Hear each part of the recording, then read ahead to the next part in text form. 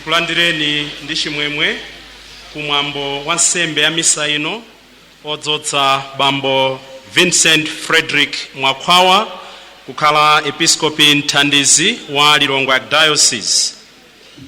Ndi chimwemwe chomwecho tikulandireni a Vice President of the Republic of Malawi, Right Honorable Dr. Saulos Klaus Chirima ndi Madam Mary Chirima.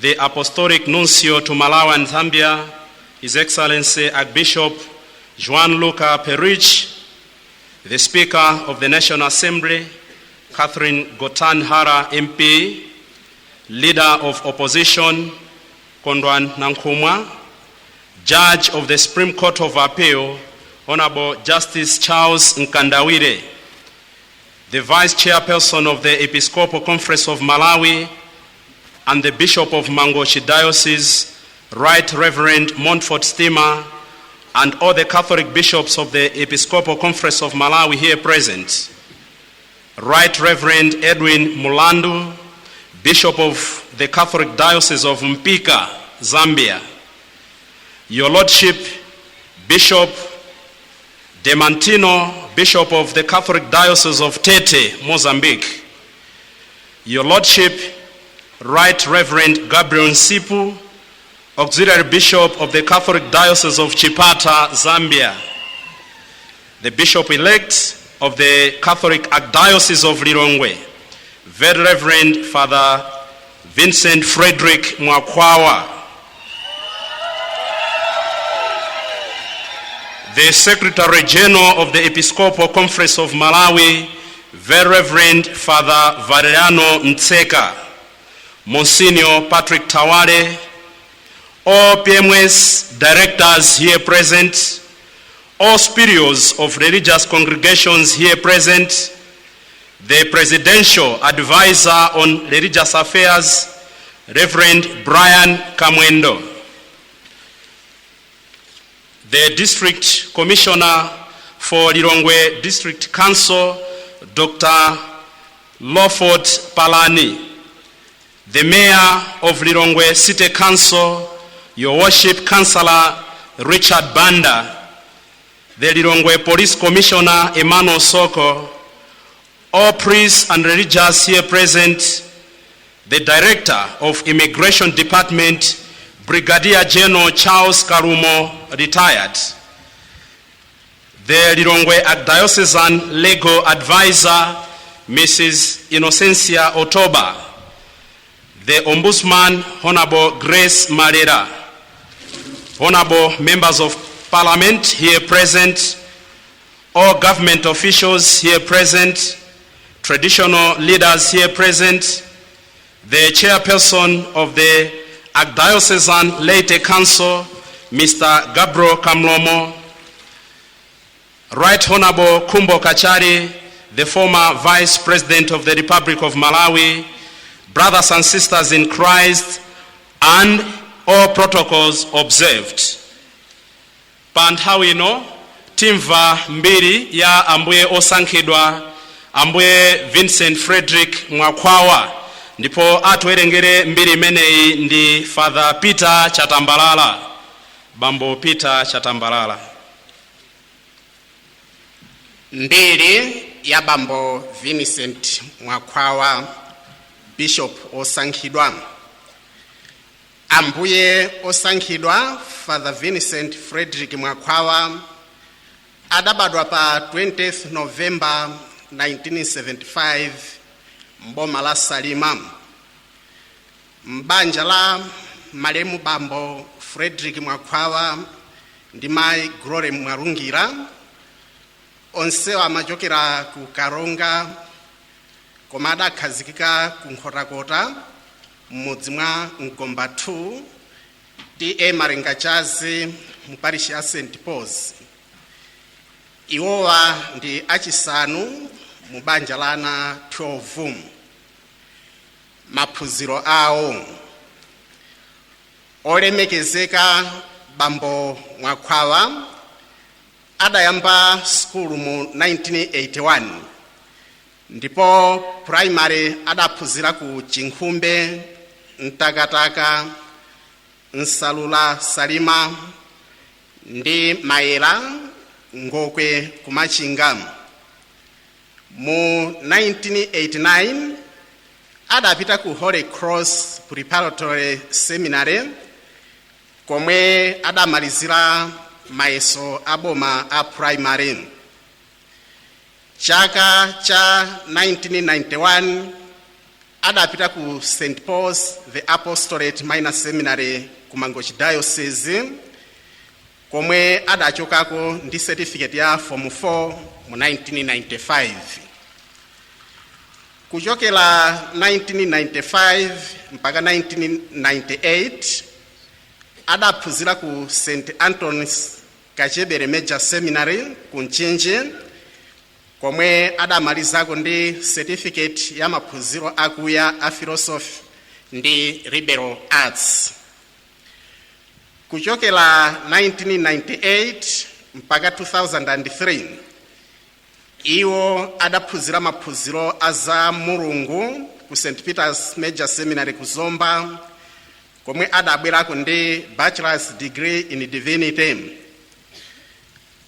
2010 mpaka 2012 adapita ku Catholic University of Eastern Africa ku Wea ku Kenya komwe adabwerako ndi master's degree in pastoral theology.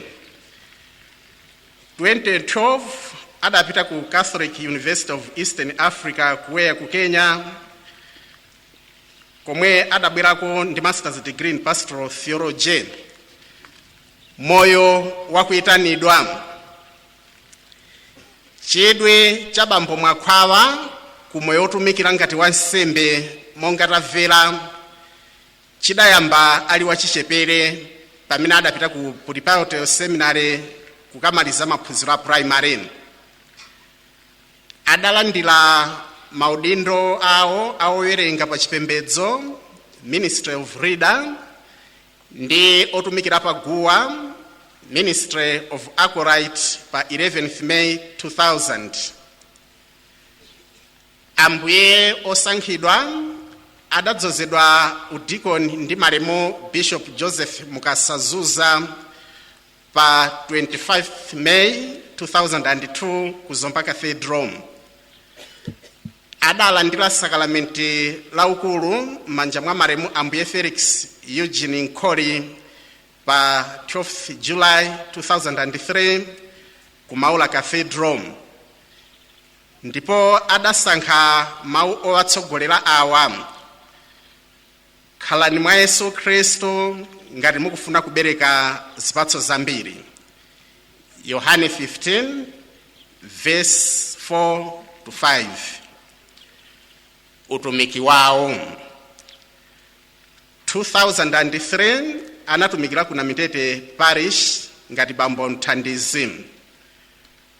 2003 to 2005 anatumikira ku Likuni Parish ngati bambo mthandizi komanso ngati bambo mfumu chaka cha 2006.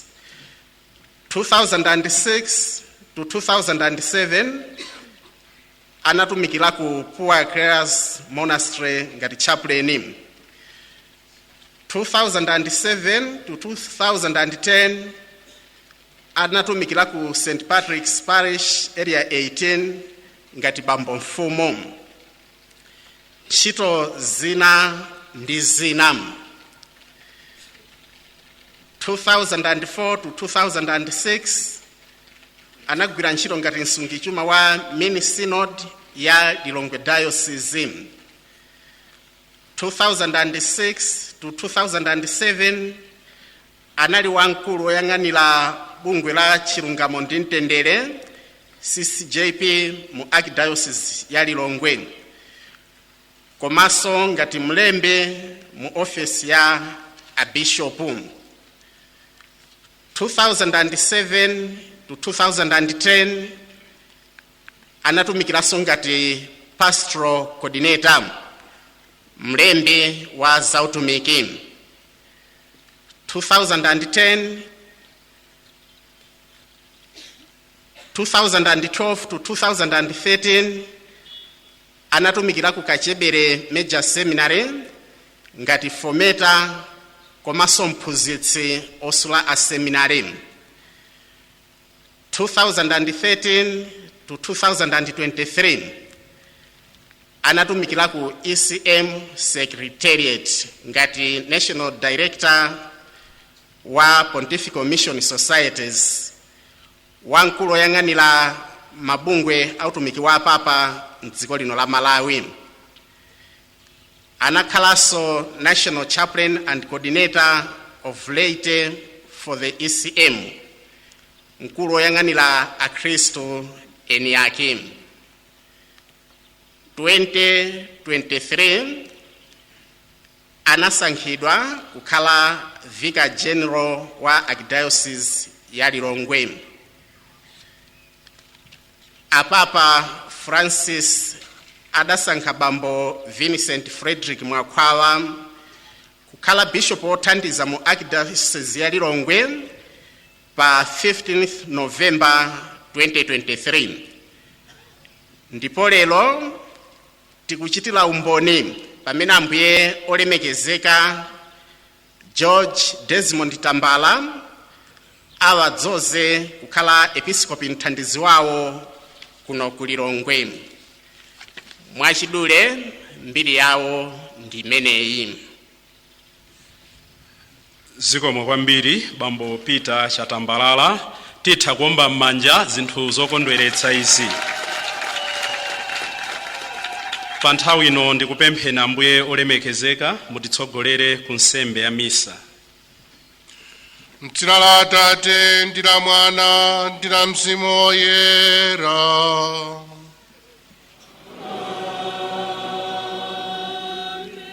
Mtendere ukhale nanu.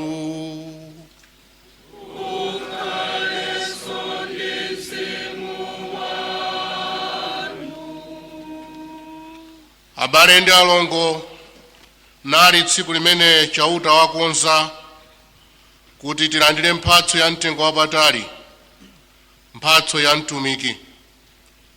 Mtumiki amene wasankhidwa kuchoka pakati pathu kuti atitumikire ngati bishop othandizira mwa Archdiocese ya Lilongwe. Mphatso imeneyi ndi imene ife timakumbutsidwa kawirikawiri pamene Ambuye Yesu akutiuza kuti amene ali wamkulu pakati panu akhale ngati mwana. Komanso amatikumbutsa kuti mwana wa munthu sanabwere kuti anthu adzamtumikire koma kuti adzatumikire. Zimenezi ndi zimene tikupempha kwa Mulungu kuti zikhale zaulere zazikulu zimene Mulungu apereke pa mtumiki wake bambo Vincent Mwakwawa. Pamene akulandira utumiki umenewu udindo umenewu, Mulungu awadzaze ndi chaulere chake.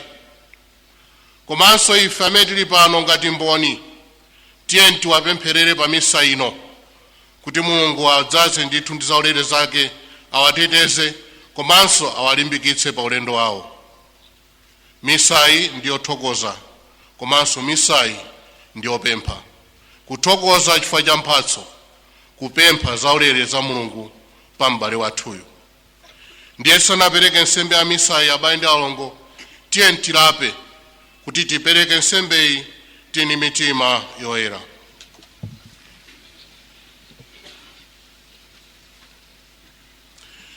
Ndikuululira Mulungu wamphamvu zonse ndinu namwe abale kuti ndachimwa kwambiri poganiza, pakulankhula, pakuchita zoyipa ndi pakusachita zoyenera.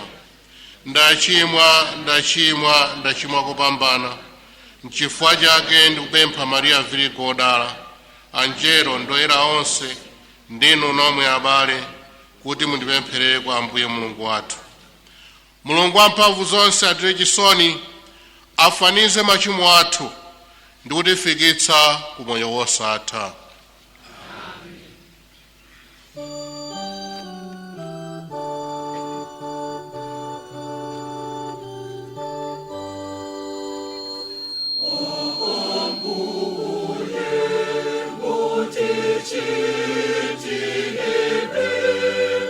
Jesus.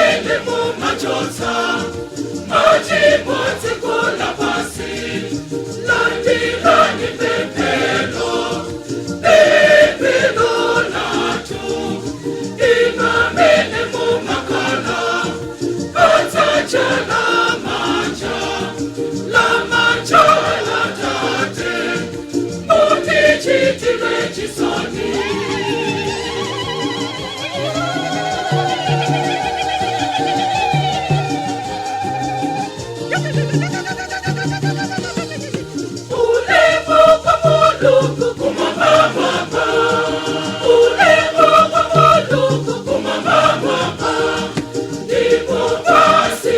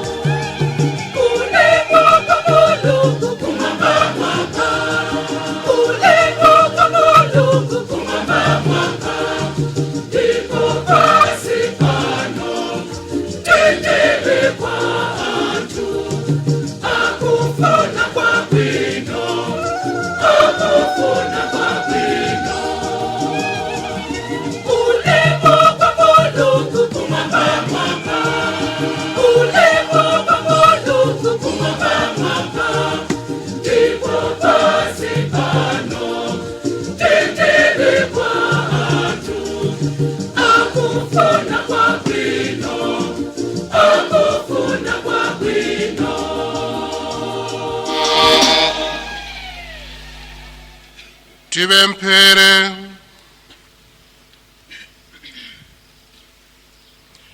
Inu Mulungu m'busa ni mtsogoleri wa anthu onse okhulupirira inu, muyang'ane mwachifundo mtumiki wanu Vincent Frederick Mwakhwawa, amene mwafuna kuti athandize kutsogolera mbumba yanu mwa Archdiocese ya Lilongwe. Tapota nanu muthandize kukhala m'busa wabwino ndi chitsanzo chokoma, kuti limodzi ndi anthu afike ku moyo wosatha. Mwa mwana anu Yesu Khristu Ambuye ndi Mulungu wathu, amene ali moyo ndi ufumu limodzi nanu Mzimu Woyera, tsopano ndi pa nthawi zosatha.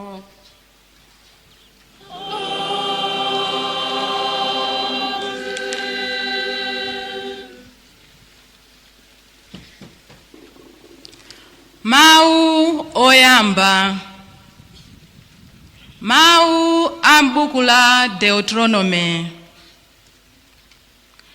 Nthawi zonse pamene muli moyo, inu ndi zidzukulu zanu, muzikaopa chauta Mulungu wanu, ndipo muzikamvera malamulo ndi malangizo ake onse amene ndikukupatsaniwa, kuti pakutero mukakhale moyo nthawi yayitali. Inu Aisraeli, mutchere khutu ndipo muchenjere, mumveredi malamulowa.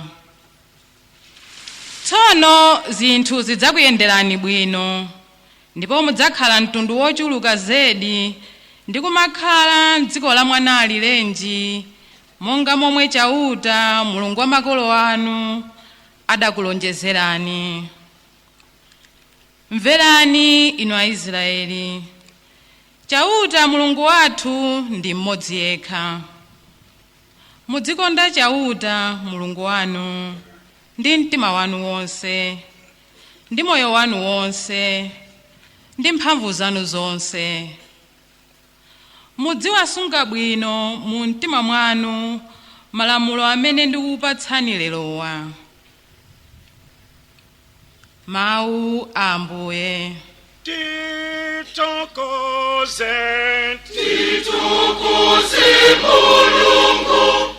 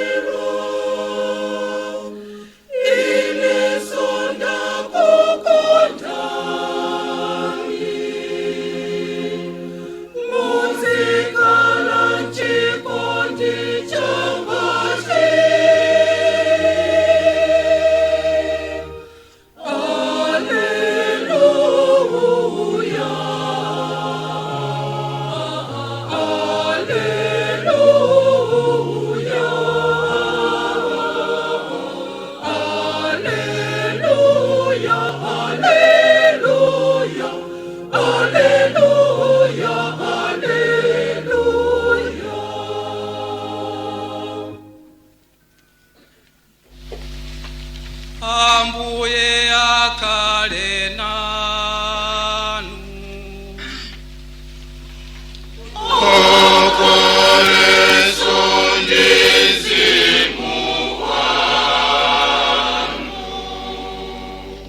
Mthenga wabwino monga dalembedwa Yohane.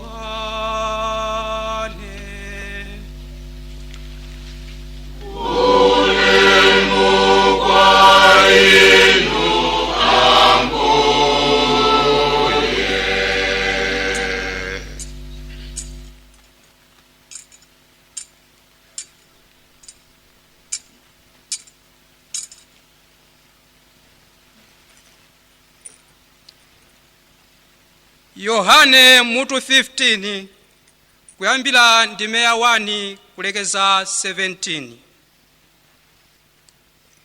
Ine ndine mpesa weniweni, ndipo Atate anga ndi mlimi. Iwo amadula nthambi iliyonse mwa ine imene sibala zipatso, ndipo nthambi iliyonse yobala zipatso amayitengulira kuti ibale zipatso zambiri kuposa kale. Inu mwayera kale chifukwa cha mawu amene ndakuwuzani. Khalani mwa ine, ndipo inenso ndidzakhala mwa inu. Nthambi singathe kubala zipatso pa yokha ngati sikhala pa mtengo wake. Momwemonso inu ngati simukhala mwa ine. Ine ndine mpesa, inu ndinu nthambi. Munthu wokhala mwa ine ndi inenso mwa iye amabereka zipatso zambiri. Pajatu popanda ine simungathe kuchita kanthu. Ngati munthu sakhala mwa ine amamtaya kunja monga nthambi yodulidwa, ndipo amauma. Nthambi zotere amazitola naziponya pa moto ndipo zimapsa. Ngati mukhala mwa ine ndipo mawu anga akhala mwa inu, mupemphe chilichonse chimene mungachifune ndipo mudzachilandiradi. Atate anga amalemekezedwa pamene mubereka zipatso zambiri, ndipo pakutero mumaonetsa kuti ndinu ophunzira anga enieni. Monga momwe Atate andikondera, inenso ndakukondani. Muzikhala m'chikondi changachi. Ngati mutsata malamulo anga, mudzakhala m'chikondi changa, monga momwe ine ndatsatira malamulo a Atate anga, ndipo ndimakhala m'chikondi chawo. Ndakuwuzani zimenezi kuti chimwemwe changa chikhale mwa inu, kuti chimwemwe chanu chikhale chathunthu. Lamulo langa ndi lakuti muzikondana monga momwe ine ndakukonderani. Palibe munthu amene ali ndi chikondi choposa ichi chakuti nkutaya moyo wake chifukwa cha abwenzi ake. Inu ndinu abwenzi anga ngati muchita zimene ndikulamulani. Sindikutchulaninso antchito ayi, pakuti wantchito sadziwa zimene mbuye wake akuchita. Koma ndikukutchulani abwenzi, chifukwa zonse zimene ndidamva kwa Atate anga ndidakudziwitsani. Sindinutu mudandisankha ine ayi, koma ndine ndidakusankhani inu. Ndipo ndidakupatulani kuti mukabereke zipatso, zipatso zake zokhalitsa. Motero chilichonse chimene mungapemphe Atate potchula dzina langa adzakupatsani. Choncho lamulo langa ndi lakuti muzikondana. Thenga wa Ambuye.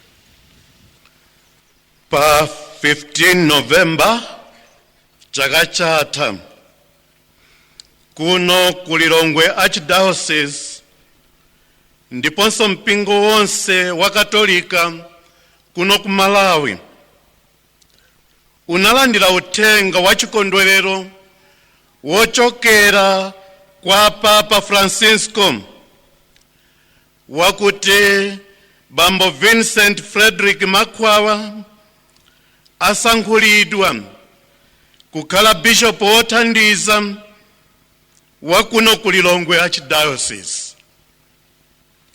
Tonsefe monga ngati mpingo tili wodzadzidwa ni chimwemwe chifukwa cha kusankhidwa kwawo kuti akhale mmodzi mwa abusa akuluakulu wotumikira mpingo pakati pathu.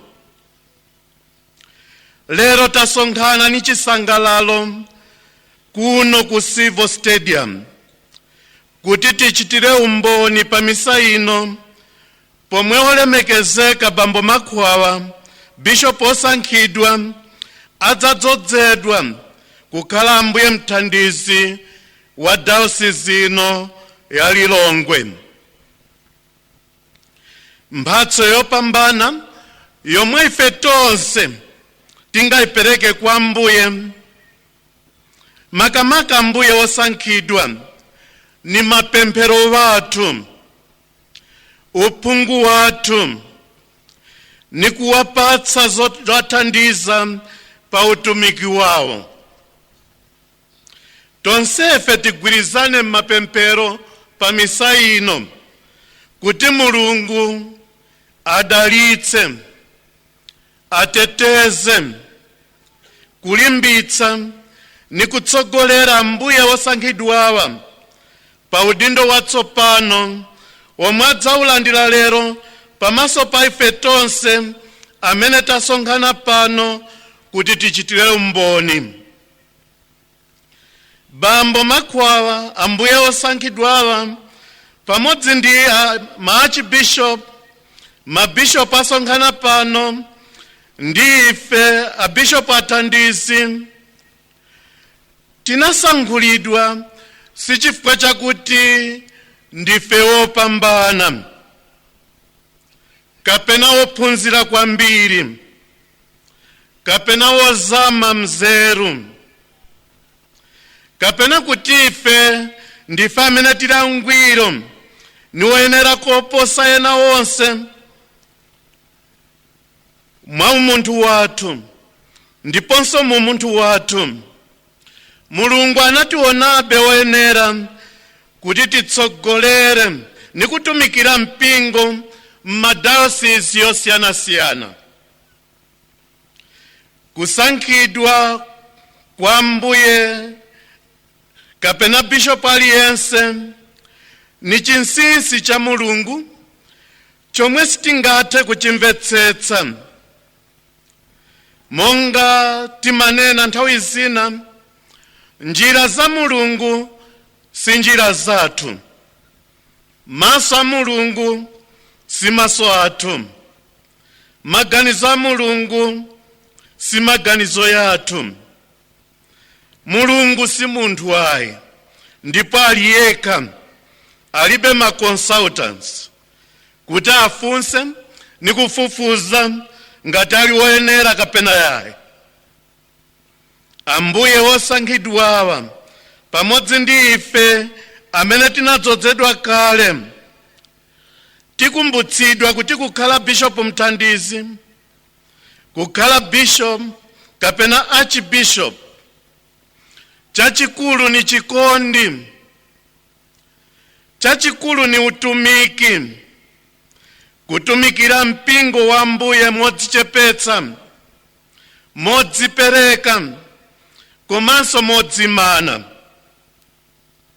Ndi udindo wathu pokhala atsogoleri a mpingo kufalitsa uthenga wabwino, kutsogolera anthu kuti atembenuke mtima ndipo kuti apeze chipulumutso. Chifukwa cha udindo waukulu omwe mudzalandira lero Bambo Vincent Makwawa Mulungu ali kukutumani ku anthu osiyanasiyana. Wena ni womvetsa pa za Mulungu, koma wena ni wosamvetsa bwinobwino. Alipo akunja amene mudzakumana nawo, komanso akhristu osiyanasiyana, ngakhale amipingo ina. Mudzakumana ni anthu olemera, komanso wosauka alipo. Alipo anthu ali ndi moyo wolimba, koma enanso amene mudzatumikira mwina ni wodwala kapena olemala. Mudzapeza anthu ophunzira, mwinanso osaphunzira bwino. Mudzagwira ntchito ndi achinyamata kapena ana omwe, ndiponso akuluakulu. Mudzagwira ntchito pakati pa anthu olunga, wena wopenga. Mudzagwira ntchito ni nzika za dziko lino, ndiponso anthu ochokera ku mayiko ena. Onsewa ni wana wanu, amene inu uchokera tsiku la lero mudzawatumikira pakati pawo, monga ngati mtsogoleri, ambuye osankhidwa, amene muli Bishop Mthandizi. Tamva mawu oyamba ochokera m'buku la Deuteronomy, kapena kuti Chibwereza, mutu 6, ndime ya 2 ulekezera pa 6. Monga Mozesi, inu ambuye osankhidwa, ndife tonse atumiki a mpingo.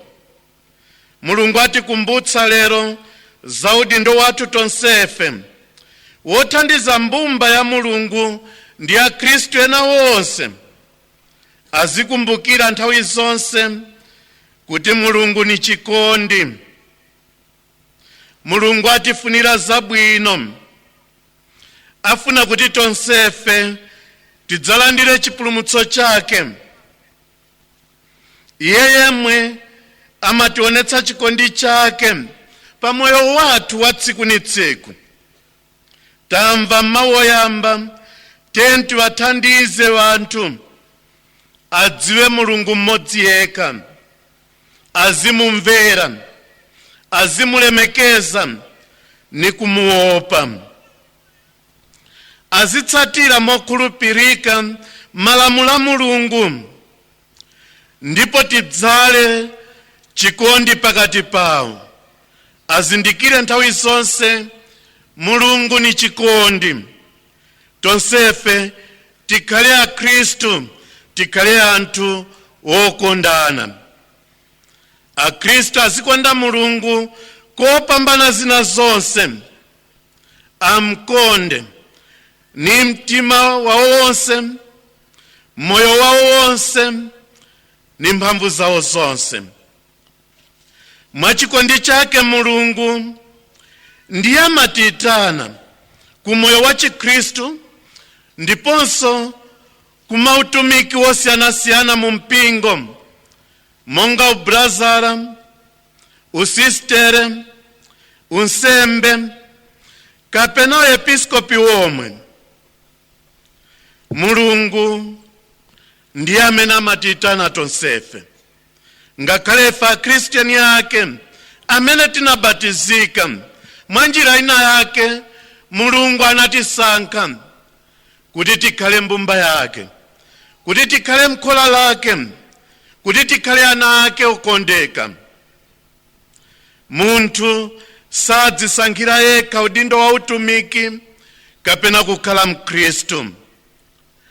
Tamva mu mthenga wabwino wochokera mu Yohane mutu 15, ndime yoyamba ulekezera pa 17, ndipo alutikumbutsa kuti moyo wathu wa Chikhristu kapena mautumiki wosiyanasiyana mu mpingo ali ni phindu kapena tanthauzo ngati maziko yake ali mwa Mulungu, ali mwa Yesu Khristu.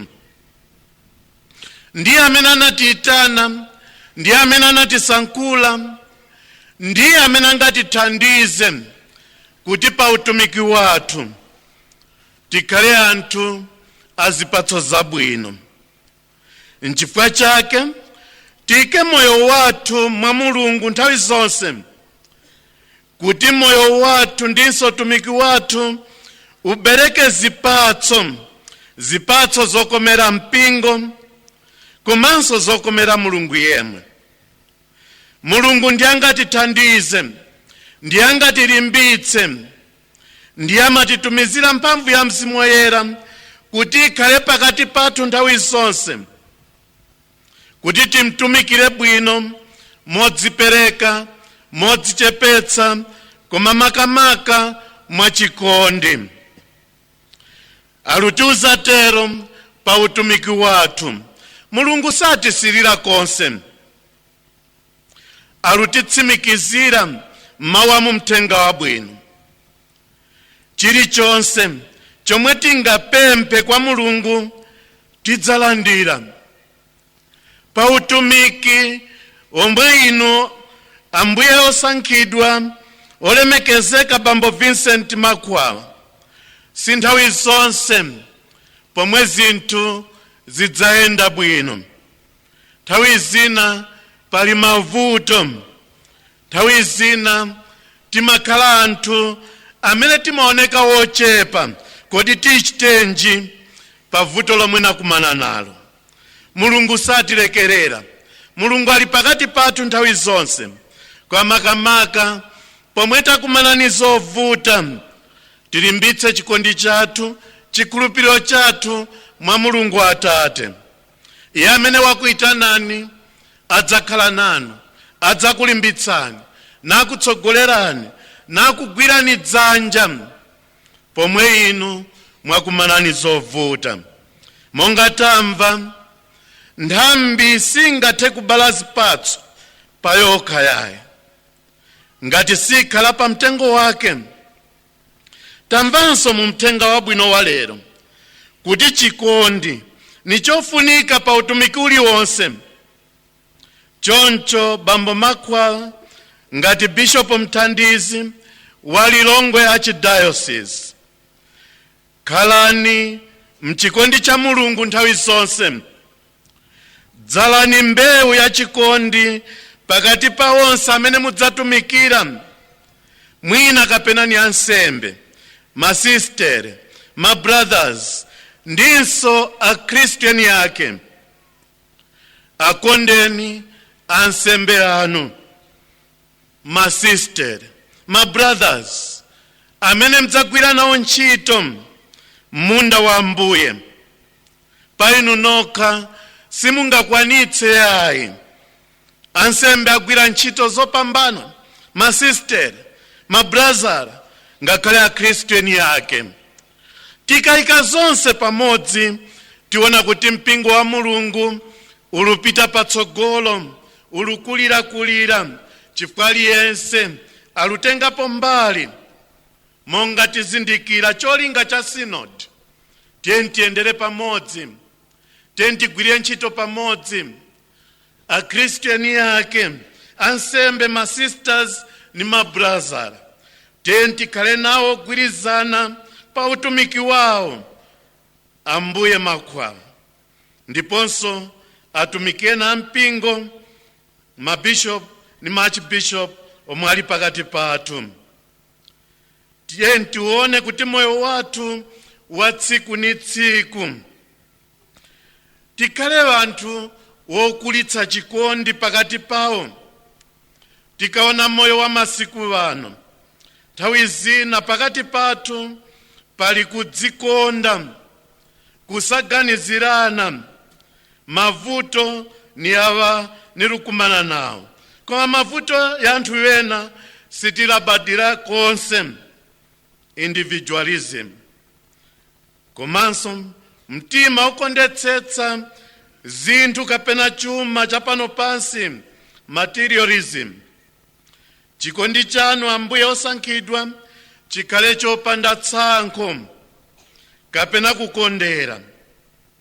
inu mukhale okonzeka monga tamva pa uthenga wabwino, mukhale okonzeka kuwasaukira akhristu amene mudzatumikira, mukhale okonzeka kunzunzika chifukwa chokonda nkhosa za Mulungu Atate. Chitsanzo pa utumiki wanu ni Yesu Kristu amene iye anadza pakati pathu, anatitumikira, kutisaukira ndi kumfa nimfa pa mtanda, ncholinga chakuti tonsefe tilandire chipulumutso cha Mulungu. Mawu achiwiri wochokera m'buku la Ntchito za Atumwi mutu 2 ndime ya 42 lekezera pa 47 alufotokoza za udindo wina omwe inu Ambuye osankhidwa ndife tonse atumiki wa mpingo tili pano, udindo omwe tili nawo. Alukumbutsanso ngakhale akhristu omwe za chikhalidwe cha Khristu oyamba aja.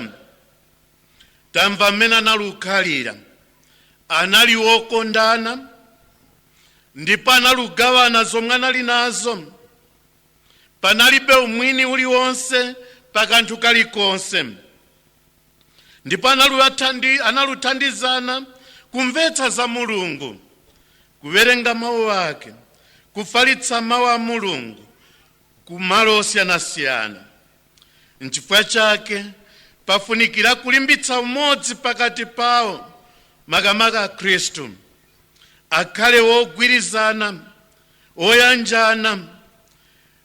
Ife atsogoleri tisamwaze nkhosa za Mulungu chifukwa cha mawu athu kapena makhalidwe athu, yomwe sagwirizana konse ni udindo waukulu omwe tili nawo.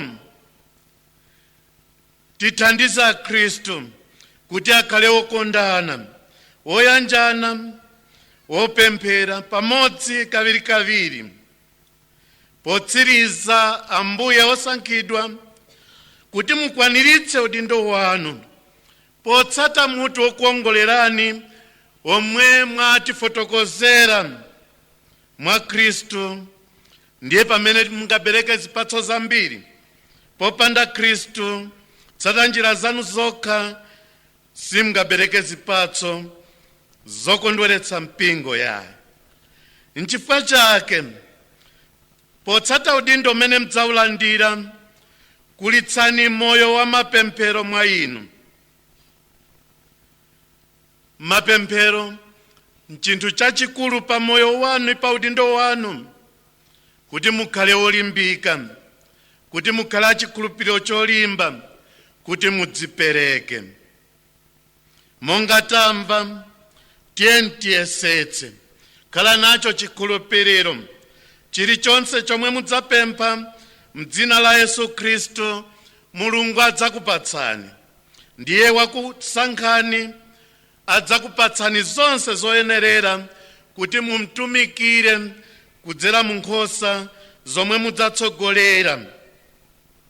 Mulungu wakusankhani kuti mutumikire nkhosa zake mwachikondi, modzipereka, ndipo kuti mubereke zipatso zokhalitsa, zipatso zambiri.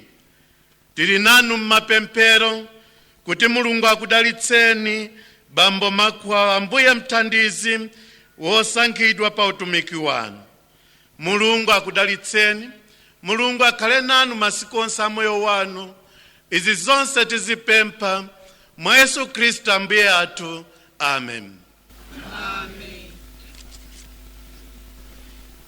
Zikomo kwambiri. Tsopano tikulowa mchigawo china cha mwambo wathu wa tsiku la lero, chigawo cha mwambo odzodza aepiskopi. Ndipo posachedwapa akwaya aimba nyimbo ya Mzimu Woyera. Chikambika chigawo chimenechi tizifotokozera pang'ono-pang'ono zochitikazo kuti titsatire limodzi komanso matanthauzo ake. Pakali pano tonse timirire ndi kuimba nyimbo ya Mzimu Woyera.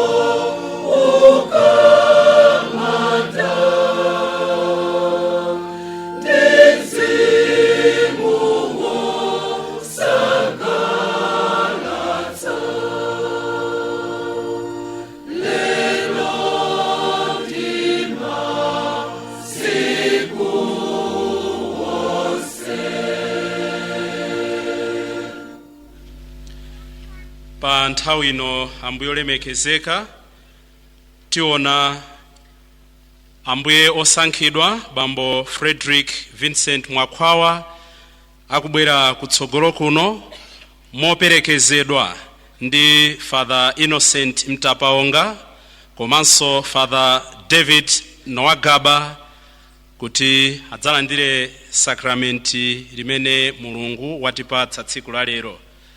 Pamene akubwera kutsogolo kuno tonse tikhala pansi koma akwaya mukhala mukutimbira nyimbo yogwirizana ndi mwambo mene ukuchitika. Pa nthawi ino ndipemphe mlembi wa utumiki mulilongwe Archdiocese Reverend Father Frank Phiri kuti awapemphe ambuye olemekezeka George Tambala kuti awadzodze ngati episkopi mthandizi ambuye osankhidwawa. Polemekezeka ambuye episkopi, mpingo wa Mulungu kuno ku Archdiocese ya Lilongwe ulukukupemphani kuti wansembeyo bambo Vincent Frederick Mwakhwawa alandire udindo wa episkopi m'manja mwanu. Kodi kalata ya umboni yochokera kwa Papa ku Roma muli nayo? Inde ilipo.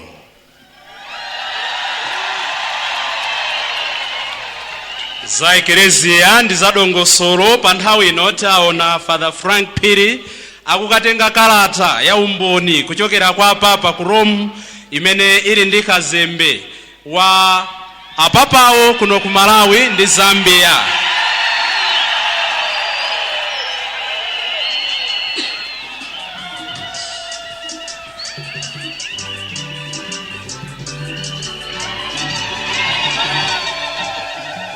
Kanyambo kuti abwere kuno kutsogolo adzaiwerenge kalata imeneyi monga mmene ilili kuchitira umboni. Kalata iwerengeni.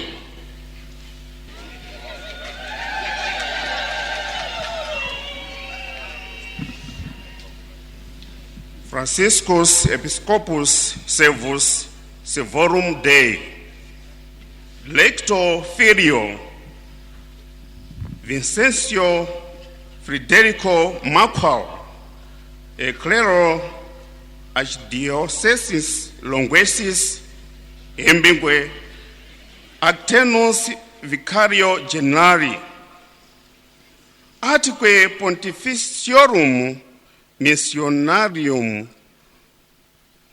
Operum Nationis Moderatori Iedem Archdiocessis Auxiliari Destinato et Episcopo titularis sedis aquesis fidelitane constituto salutemo et benedictenem misericordissimo ad sapientissimo concilio Deus ad humanum repandum penus pex humanitatis incarnationis passionis imo et crucis filii sui qui amotuis sulexi omnes ad pristinam sintatem lestui apostolos erunque suceros mandas uti enque ad etromos orbis terrae fines evangelium pregarent omsque per baptismum gentes ad Christum generose adducerent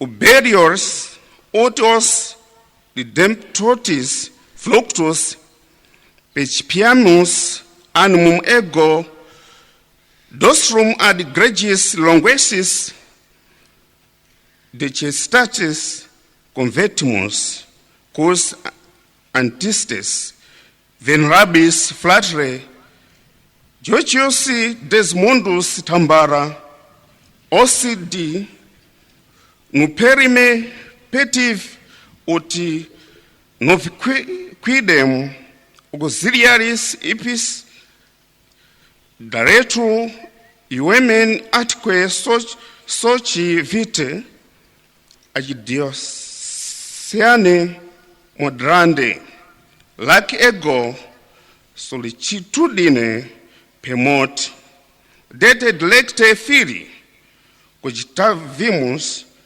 quem firma fit intresque dotibus vitibusque humanis predtum episcoporibus muneribus sanctificandi docent et regent navi dare posse opera arbitramur ideo ancepta dicasteri pro evangelizatione sententia apostolicae dosre autoritatis plenitudine de episcopum auxiliarium longuessem constituimus adito Tito sedis inguesis fidelitane at debis concessis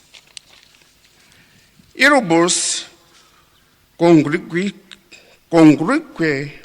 impositis obligationibus que hoc noctuo officio ordinationem episcoparem ovis extra Romanam sevatis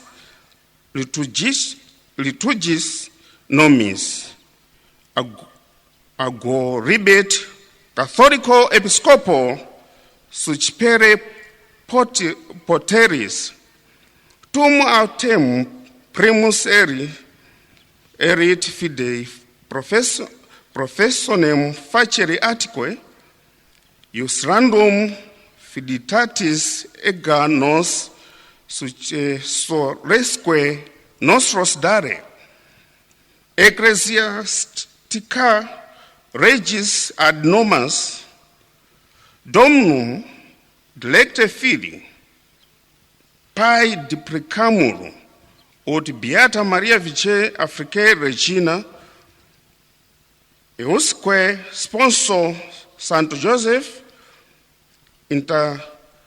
intercedibus presi tibi igitu memorari humilitatis ilios maxime exorande que nos justis equat angelis igit Deo appromiquare facit, quis bona ad aeternum Dei traunt regnum. Datum Rome, Latrani, die 15 mesis Novembris, anno Dominis, bismiressimo vicesimo tensio pontificatus Dostris undecimo Papa Franciscus.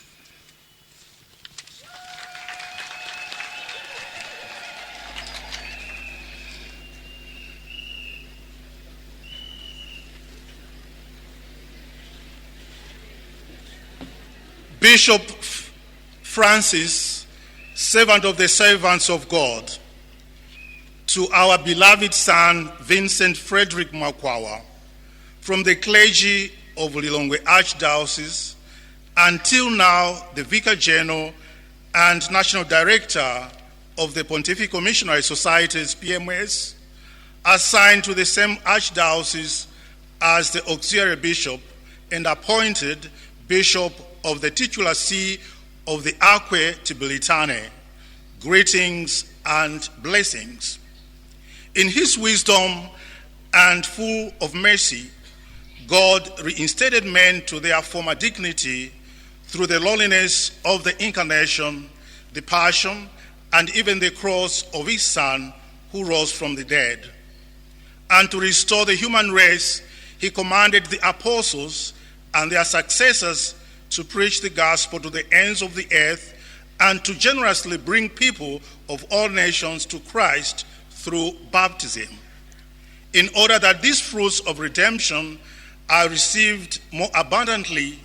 We therefore turn our full attention to the needs of the flock of Lilongwe Archdiocese, whose overseer, Most Reverend George Desmond Tambala, OCD, recently requested for the auxiliary bishop to render help him and companionship in moderating the lives of the people in the Archdiocese. Moved, therefore, by this concern, we thought of you, our beloved son. Endowed with firm faith, rich in understanding and in human virtues, we think you are capable of carrying out the episcopal functions of sanctifying, teaching, and governing the flock.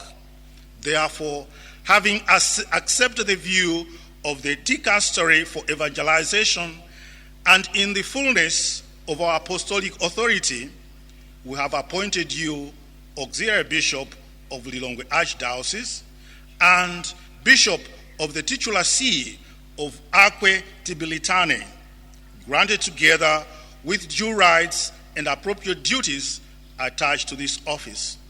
You will be able to receive episcopal ordination from any Catholic bishop anywhere outside the city of Rome, observing the prescribed liturgical norms. But you will first have to make a profession of faith and give an oath of allegiance to us and our successors according to the norms of ecclesiastical law. Our beloved son, we beseech the Lord that the Blessed Virgin Mary, Queen of Africa, and her spouse, Saint Joseph, intercede for you, so that you may constantly be reminded of that humility most worthy of devotion, which makes us to the righteous, unites us to the angels, brings us closer to God, and whose good deeds lead to eternal kingdom. Given in Rome at Lateran on the 15th day of November in the year of our Lord 2023, the 11th year of our pontificate. Pope Francis.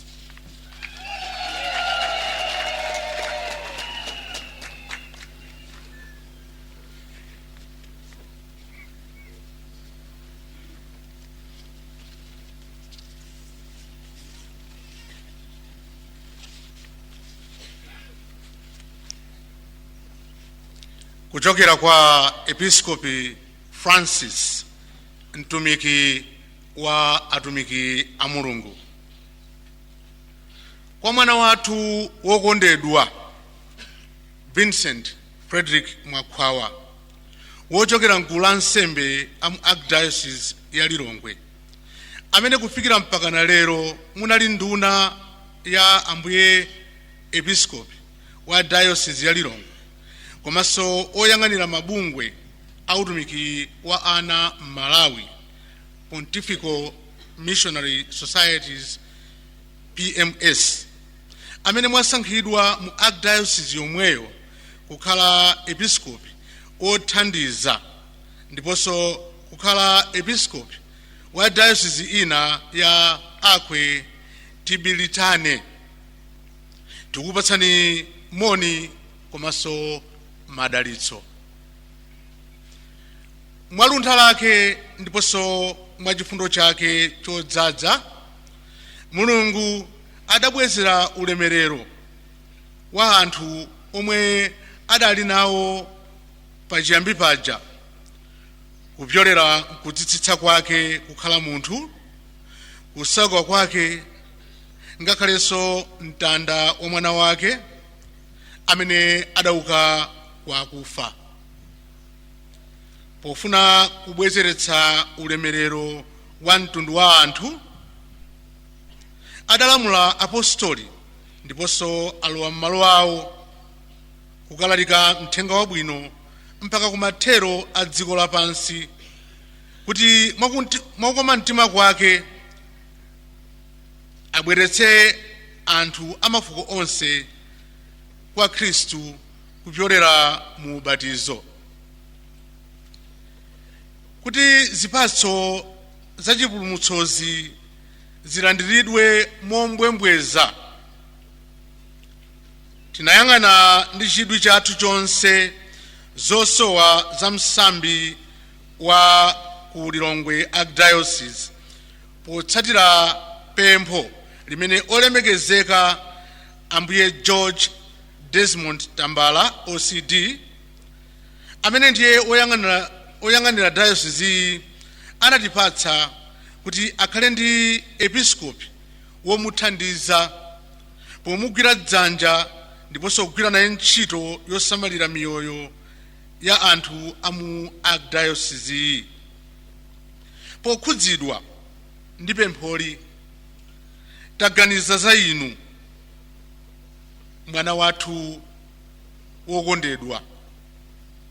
Pokhala ndi chikhulupiriro chosagwedezeka, kumvetsa kozama komanso umunthu wabwino, tikuganiza kuti muli ndi kuthekera kogwira ntchito ya uepiskopi imene ili kuyeretsa, kuphunzitsa ndi kulamulira msambi wa Mulungu. Choncho titalandira maganizo au nduna oyang'anira zofalitsa mthenga wabwino komanso ndi mphamvu zonse za upapa wathu, takusankhani inu kukhala episkopi wothandiza wa Diocese ya Lilongwe komanso episkopi oyimirira diocese ina ya Akwe Tibilitane, ndipo tikukupatsani maufulu onse komanso ntchito zonse zokhudzana ndi udindo umenewu. Mutha kudzozedwa kukhala episkopi ndi episkopi wina aliyense wa Katolika kwina kulikonse kunja kwa mzinda wa Roma, motsatira malamulo oyenera ndi okhazikika achipembedzo. Koma poyamba mudzayenera kutsimikiza kumvera komanso kulumbira kuti mudzatimvera ife ndi odzalowa m'malo mwathu potsata ndondomeko za malamulo a Ekleziya. Mwana wathu wokondedwa, tikupempha Ambuye kuti Amayi Mariya, mfumukazi ya Afrika, ndi mwamuna wawo Yosefu Woyera akupempherereni kuti muzikumbukira nthawi zonse kudzichepetsa kodzipereka kwathunthu kumene kumatifananitsa ndi aja abwino opanda chowatsutsa, kutitumikizitsa ndi anjelo, kutibweretsa kufupi ndi Mulungu amene zabwino zake zimatilowetsa mu ufumu wake wamuyaya. Kalatayi yaperekedwa ku Roma ku Cathedral ya Papa ya Lateran pa tsiku la 15 mwezi wa Novemba 2023 mu chaka cha 11 cha upapa wathu Papa Francis.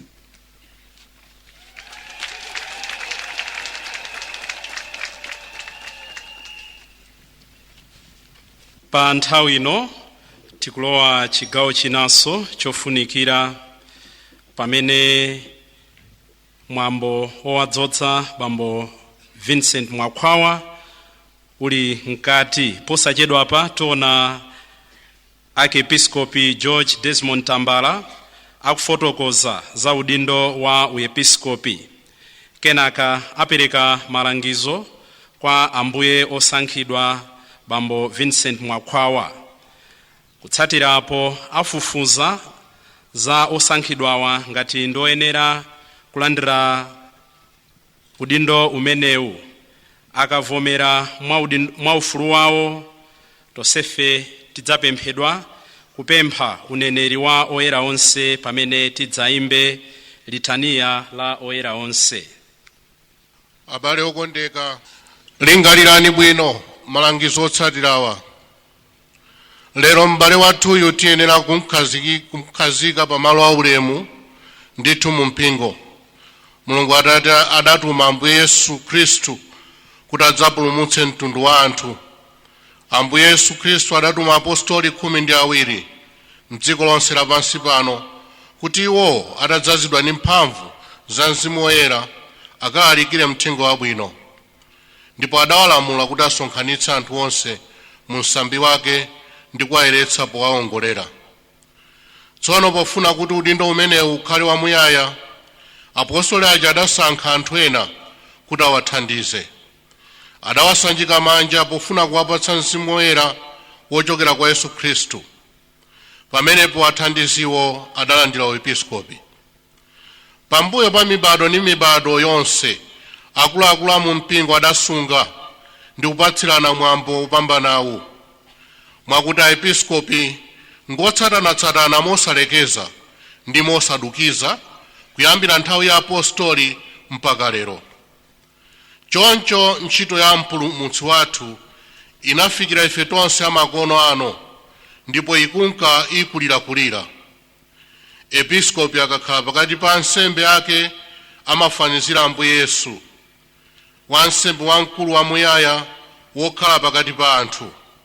Mwakuti episkopi akamagwira ntchito za utumiki, ndi Yesu amene amalalikira mthenga wabwino ndi kutumikira mosalekeza anthu ovomera zoona za chikhulupiriro. Episkopi akamagwira ntchito za utate, ndi Yesu yemwe amene amapeza ana atsopano ndi kuwathandiza kukhala amodzi. Luntha la uepiskopi ndi changu chake zimasonyeza kuti ndi Yesu yemwe amene amakhala m'busa wa anthu pa ulendo wawo wapansi pano ndi kuwaperekeza ku chimwemwe chosatha kumwamba. Kondwerani tsono abale ndi kuthokoza Mulungu pomulandira bwino m'bale wathuyu amene ife aepiskopi tikufuna kumsanjika manja athu kuti akhale nafe limodzi m'gulu lathu lino. Muzimulemekeza chifukwa ameneyu ndi mtumiki wa Khristu ndiponso ndiye wotigawira zabwino zosasimbika za Mulungu. Iyeyu lero akulandira udindo woti azichitira umboni mthenga wabwino kuti nguona, ndipo kuti azitumikira mizimu ya anthu mwachilungamo. Mukumbukira mawu aja Yesu Khristu adauza apostoli ake kuti amene akumverani inu andimvera ine, ndipo amene akunyoza inu andinyoza ine. Tsono amene anyoza ine ndiye kuti akunyoza amene anandituma ine.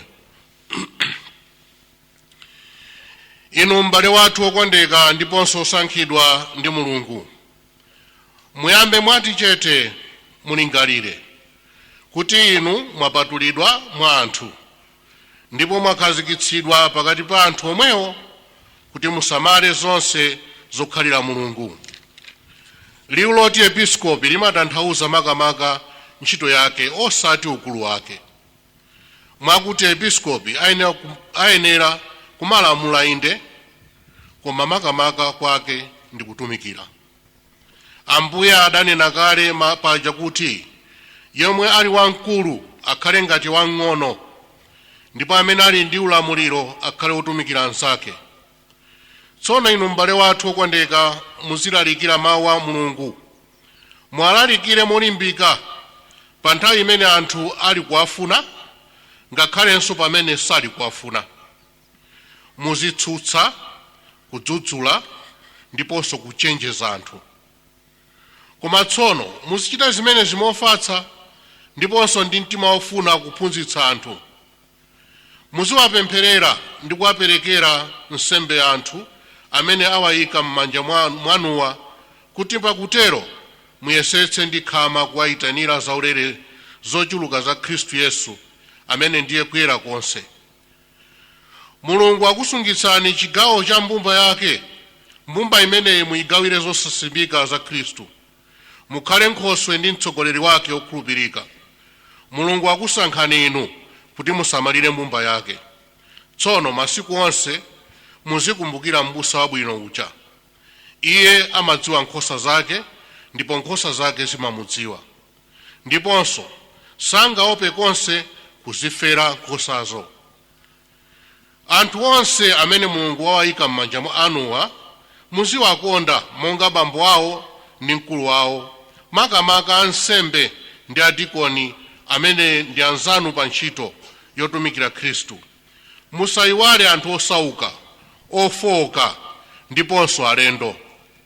Muziwalimbitsa mtima a Khristu kuti agwire nanu bwino ntchito yobalitsa Chikhristu. Anthu akakhala ndi kanthu kukhosi koti adzakuwuzeni, inu muzimvetsera bwino mosanyalanyaza.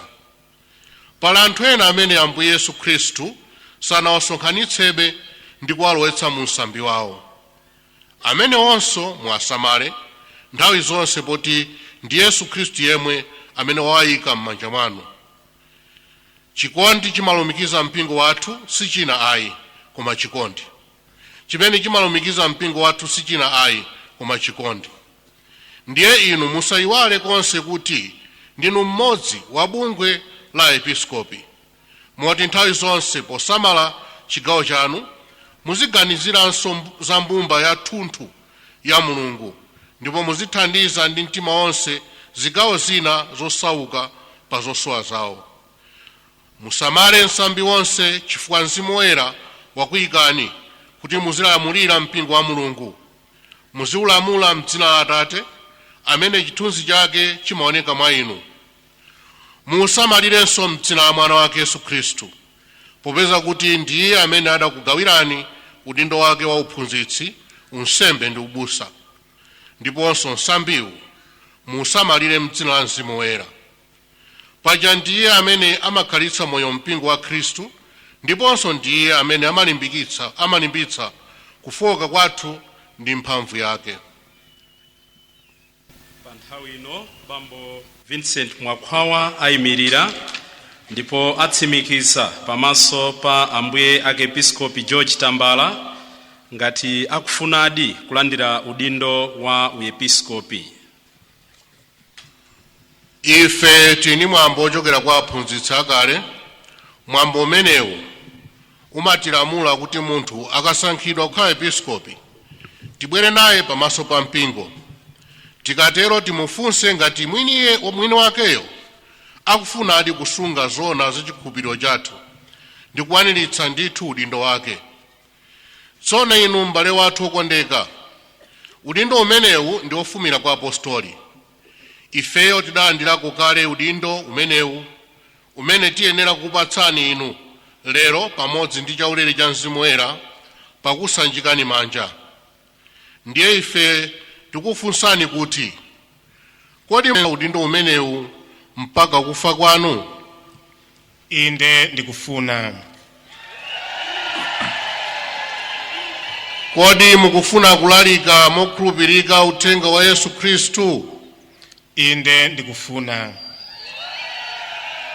Mudzayenera kusunga mosasintha konse ndiponso kwathunthu zoona za chikhulupiriro chathu zimene mpingo wakhala ukuzisunga nthawi zonse ndi pamalo ponse potsata mwambo ofumira kwa apostoli.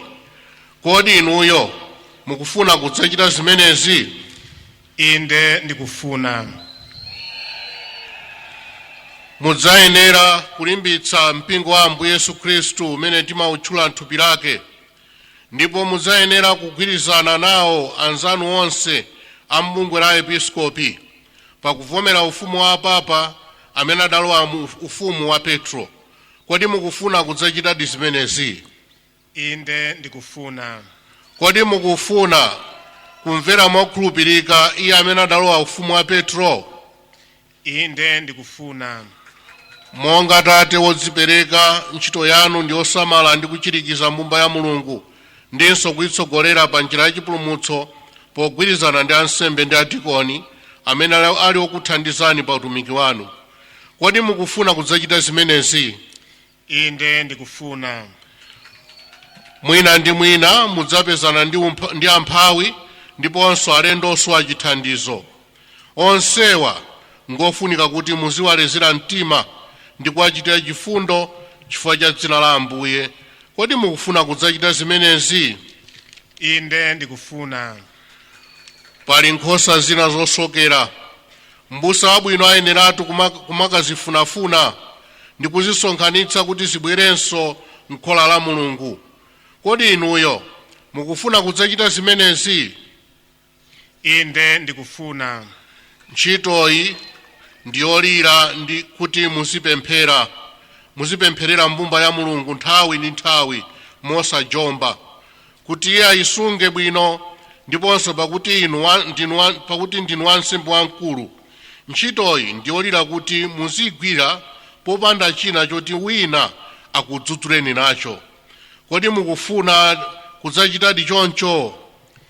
Inde ndikufunadi powerengera chithandizo cha Mulungu. Chabwino, Mulungu amene adayamba kugwira ntchito yokomayi mwa inu, yemwe apitirize kuyitsiriza. Amen.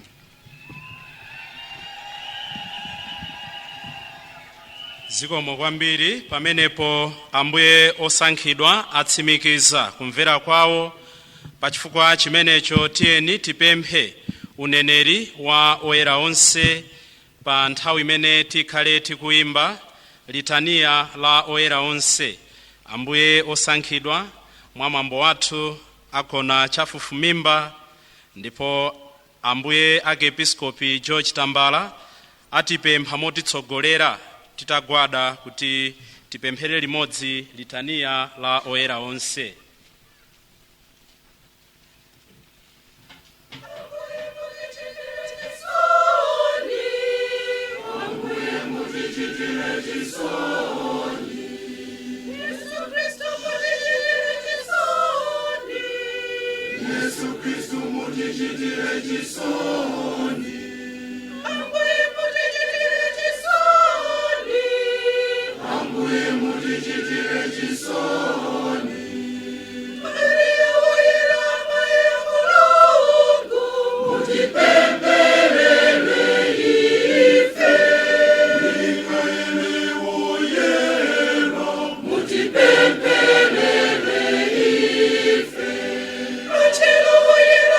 Mungu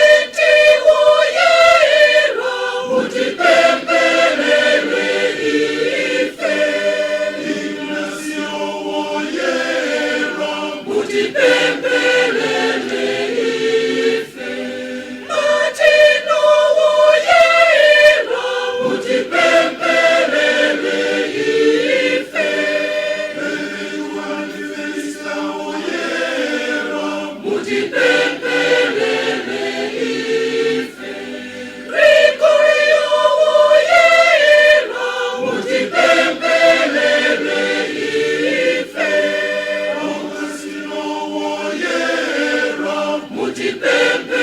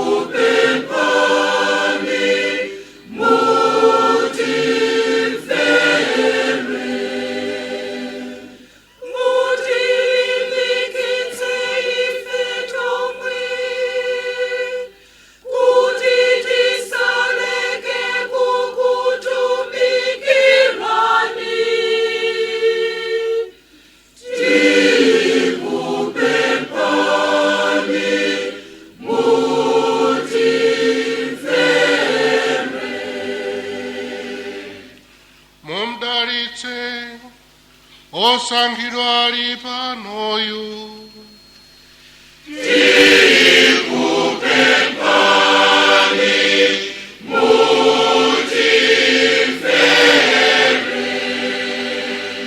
Mumdalitse ndi kumuyeretsa osankhidwa ali panoyu.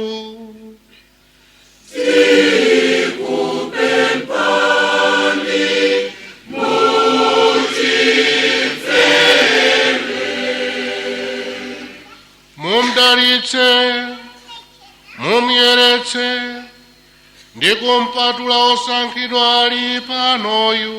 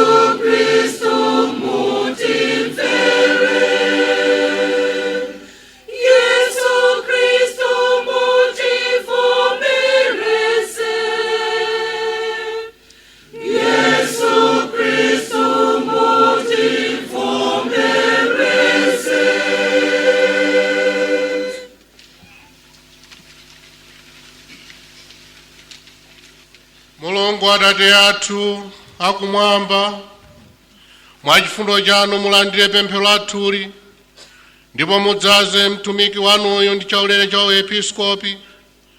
Mutsire mwa iye mphamvu za madalitso anu. Tupemphani zimenezi m'dzina la Yesu Khristu Ambuye athu.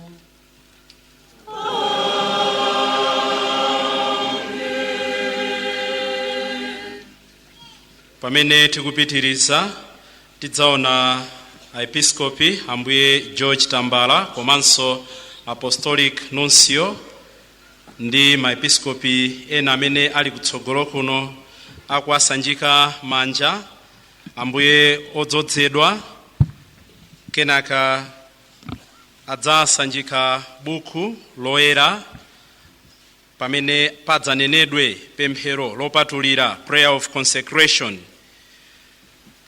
Sikadzatha izo tidzaona akuadzodza ndi mafuta oyera, mafuta a krisma. Mkatikatimo adzapatsanso buku loyera chomwe ndi chipangizo cha maphunzitso awo. Kenaka adzamveka zipangizo ngati ring kusonyeza kukhulupirika kwawo ndi umodzi wawo. Adzamveka chipewa kusonyeza mphamvu yawo yophunzitsa ulamuliro wawo komanso umunthu wawo. Komanso mkatikatimo adzapatsa ndodo chomwe ndi chizindikiro cha ubusa wawo pamene akudyetsa nsambi wa Ambuye. Pa nthawi ino tiona Ambuye osankhidwa akusanjikidwa manja ngati chizindikiro cha kutsika kwa Mzimu Woyera. Mulungu Atate Ambuye athu Yesu Khristu, Atate achifundo ndiponso othunzitsa mitima ya anthu, inu mumakhala kumwamba ndikuyang'ana odzichepetsa, mumadziwa zonse sanabadwe n'komwe. Mu mpingo mwanu munakhazikitsa malamulo ndi mawu a chifundo chanu. Kuyambira kale lomwe mudapatula mtundu wa anthu olungama mwa Abrahamu. Mudakhazikitsa mafumu ndi ansembe kuti choncho nthawi zonse malo anu oyera azikhala ndi anthu okutumikirani. Ndipo kuchokera pachiyambi pomwe pa dziko lapansi mumakonda kupeza ulemerero wanu mwa iwo amene mudawasankha. Tsopano osankhidwayo mumpatse mphamvu yofumira kwa inu, yomwe ndi Mzimu Woyera amene mudapatsa mwana wanu okondeka Yesu Khristu. Ndipo iye adapereka mphamvu yomweyo kwa apostoli anu opatulika. Iwo adakhazikitsa mpingo malo osiyanasiyana. Kudzera mwa iwo anthu ambiri anasanduka mbumba yanu yoyera yomwe imalemekeza dzina lanu ndi kukutamandani nthawi zonse. Inu Atate amene mumadziwa mitima ya anthu, mulole kuti mtumiki wanuyu amene mwamusankhula kukhala episkopi aziweta bwino msambi wanu woyera. Pamaso panu akhale wansembe wamkulu opanda cholakwa, azikutumikirani usana ndi usiku, kuti potero musaleke kutilezera mtima, ndipo azipereka kwa inu mphatso za mpingo wanu woyera. Tikupempha kuti ndi chithandizo cha Mzimu Woyera akhale nazo mphamvu za unsembe wamkulu zoti azikhululukira machimo potsata lamulo lanu, azigawanso mphatso zanu monga mudatiphunzitsira, azimasula maunyolo aliwonse malinga ndi mphamvu zomwe inu mudawapatsa apostoli anu. Ndi chifundo chake ndi mtima wake osaipa akhale kukondwetsani nthawi zonse. Azipereka nsembe zonunkhira bwino m'dzina la mwana wanu Yesu Khristu. Mwa mwana wanuyo muone mu mpingo wanu woyera ulemerero, mphamvu ndi chiyamiko pamodzi ndi Mzimu Woyera, tsopano ndi pa nthawi zosatha. Amen. Mulungu adakuyitanani kuti mugawane naye ukulu wa Khristu wansembe wamkulu. Iye yemwe akutsanyulireni mafuta odzozedwa ndi kudzazani ndi madalitso ake auzimu. Landirani buku la Mthenga Wabwino, muzilalika ndi kuphunzitsa mawu a Mulungu moleza mtima.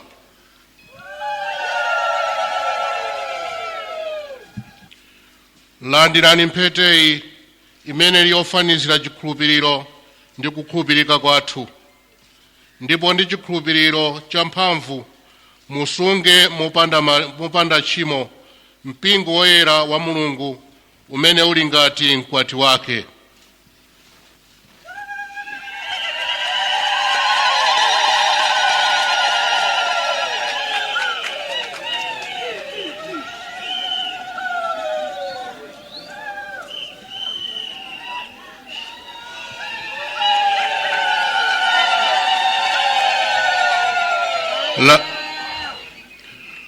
Landirani ndodoyi ngati chizindikiro cha ntchito ya ubusa wanu.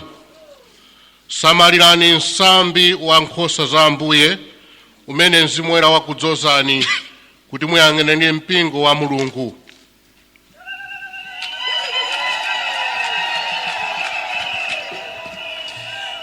Tsopano si Ambuye ongosankhidwa chabe ayi, koma tsopano ndithu ndi Ambuye Frederick Vincent Mwakhwawa.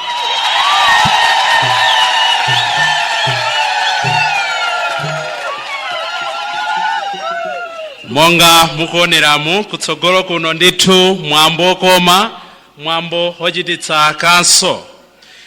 Pa nthawi ino pakhala kuchitira umboni kuti uepiskopi uja wathekadi, ndipo pakhala kusayinira Ambuye George Tambala komanso nthumwi ya Papa komanso alangizi a aepiskopi asayinira kalata yochitira umboni kuti Bambo Vincent Mwakhwawa si wansembe chabe ayi, koma tsopano ndi Ambuye episkopi.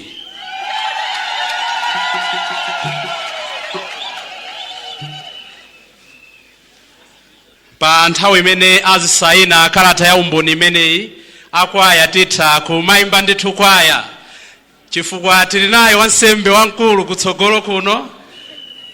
Monga mukuonera muzokoma nthungululuzo.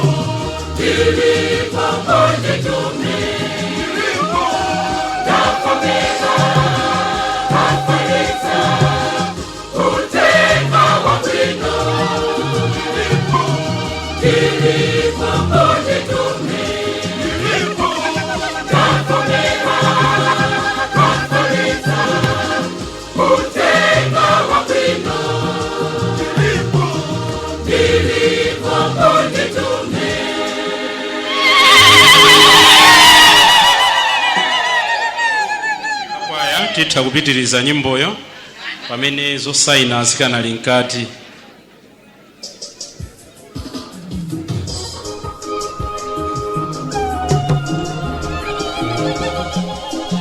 Tikulowa chigawo china cha nsembe ya misa, chigawo cha Eucharistia, ndipo chigawo chimenechi chiyamba ndi zopereka.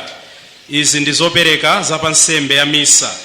Ife amene tatenga mphatso zapadera, mphatso zosiyanasiyana, kumbuyo kwa tenti kumene kula nsembe kuli Mr. Helbert amene akulemba dongosolo la mphatso, titha kulembetsa kumeneko. Koma nthawi ino ndi nthawi ya zopereka za pa nsembe ya misa.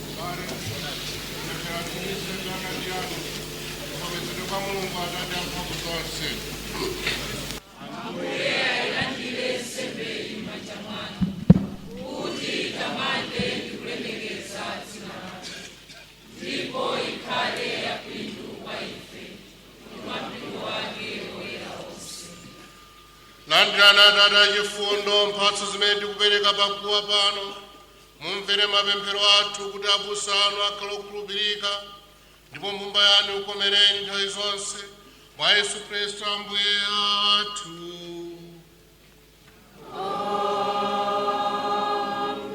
Ambuye akhale nanu.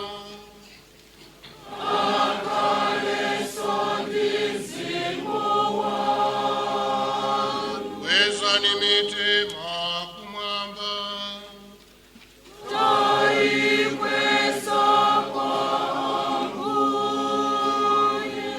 Titokoze Ambuye Mulungu wathu.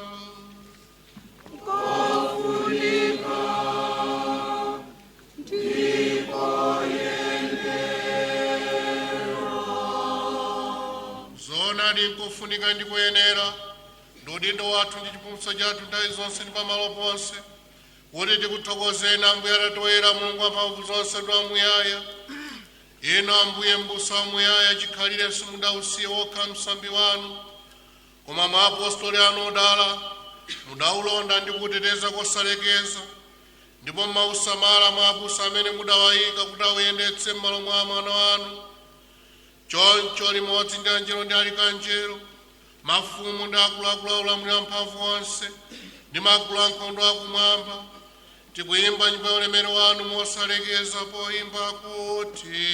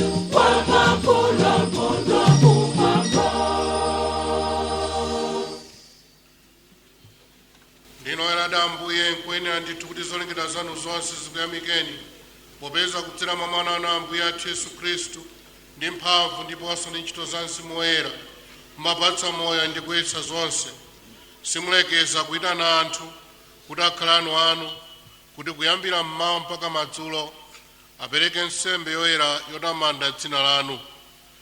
N'chifukwa chake Ambuye tikupemphani modzichepetsa kuti kudzera mwa Mzimu yemweyo mwa chifundo chanu muziyeretse zopereka zomwe tadzatula pamaso panu, kuti zisanduke thupi ndi magazi a mwana wanu Ambuye athu Yesu Khristu, amene adatilamula kuti zikondwera misteri izi. Iye yemwe pa usiku umene adali kukaperekedwa adatenga buledi, adakuthokozani nakutamandani ndi kumunyema, nampereka kwa ophunzira ake nati, landirani ndipo idyani nonse, popeza kuti ili ndi thupi langa lomwe lidzaperekedwa chifukwa cha inu.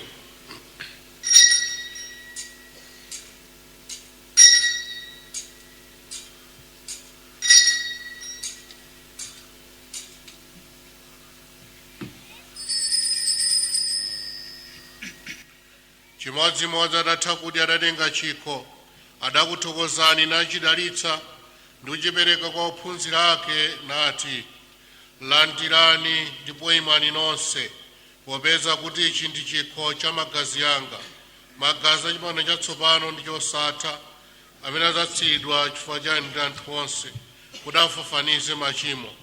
Muzichita izi kuti mundikumbukire.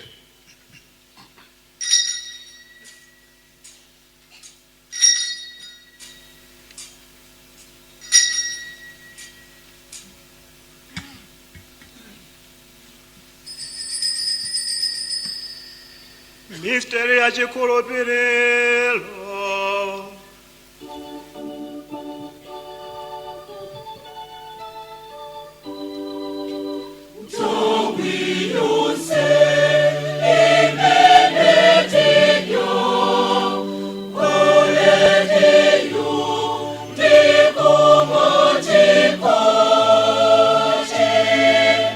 Timana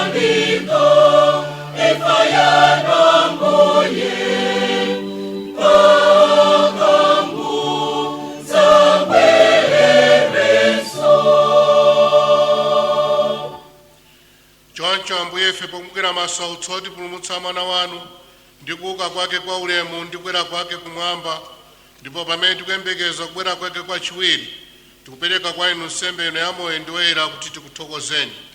Tikupemphani kuti muyang'ane ndi kuvomera nsembe yakupepesera ya nyumba yanu, ndipo pozindikira kankhosa ka nsembe amene imfa yake mudayivomera kuti tiyanjanitse ndi inu, mulole kuti ife amene tilandire thupi ndi magazi a mwana wanu tidzazidwe ndi mzimu wake woyera, ndipo tikhaledi thupi limodzi ndi mzimu umodzi mwa Khristu. Iye yemwe atisandutse nsembe yokomerani nthawi zonse, kuti tikalandire nawo zokoma zanu limodzi ndi osankhidwa anu, poyamba Virgo Maria odaladala, amayi a Mulungu, ndi Yosefe odala mwamuna wake, limodzi ndi apostoli anu odala, ndiponso amalitiri anu olemekezeka, ndi oyera anu ena onse amene tiwadalira kuti azitithandiza potinenera kwa inu nthawi zonse. Tikukupemphani Ambuye kuti nsembe ino yotiyanjanitsa nanu ithandize dziko lonse lapansi kupeza mtendere ndi chipulumutso. Mulimbitse chikhulupiriro ndi chikondi cha mbumba yanu pa ulendo wake pansi pano, pamodzi ndi mtumiki wanu Francisco Papa wathu, ndi George Tambala Archiepiscopi wathu, Vincent Mwakha mthandizi wake, ndi aepiskopi ndi ansembe onse ndi anthu onse amene mudawasandutsa anu. Mverani mwachifundo mapemphero a banja lanu lino lomwe mwafuna kuti lifike pamaso pano. Ana anu onse obalalika kumalo konse asonkhanitseni pafupi nanu, inu Atate achifundo. Amale athu amene adatisiya ndi onse amene adakomera inu pamene anali kuchoka moyo uno, mwachifundo chanu mwalandire mu ufumu wanu, kumeneko nafenso tikuyembekeza kuzafika kukalandira ulemerero wanu pa nthawi zosatha, mwa Khristu Ambuye athu, amene kudzera mwa Iye inu mumapereka ku dziko lapansi zabwino zonse.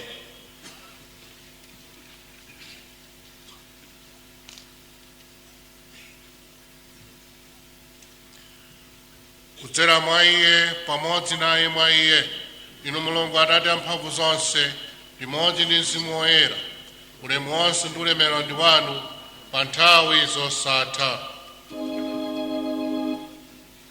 Amen.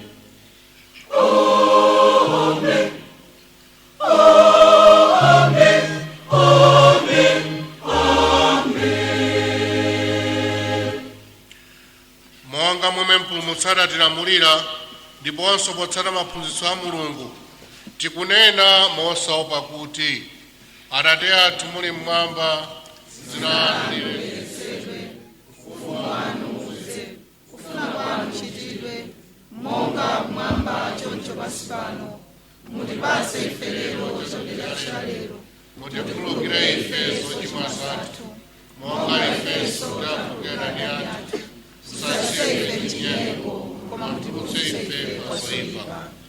Mutipulumutse ife Ambuye kwa zoyipa zonse, mwa chifundo chanu mutipatse mtendere m'masiku athu ano, kuti ndi chithandizo cha chifundo chanu titetezedwe ku machimo ndi zoopsa zonse, pamene tikudikira mwachiyembekezo kubwera kwa mpulumutsi wathu Yesu Khristu.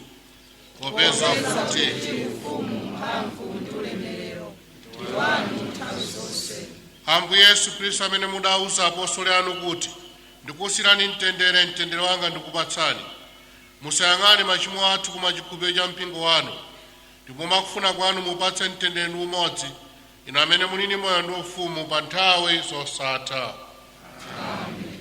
Mtendere wa Ambuye ukhale nanu nthawi zonse. Tiyeni tipatsane mafuno a mtendere.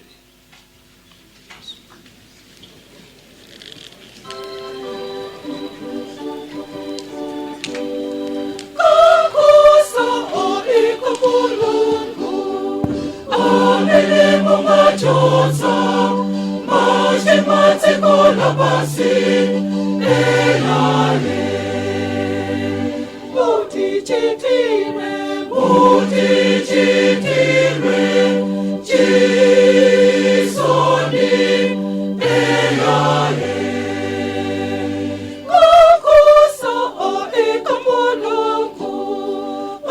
Omelemo machozo, machimotsi kola pasi, eyahi.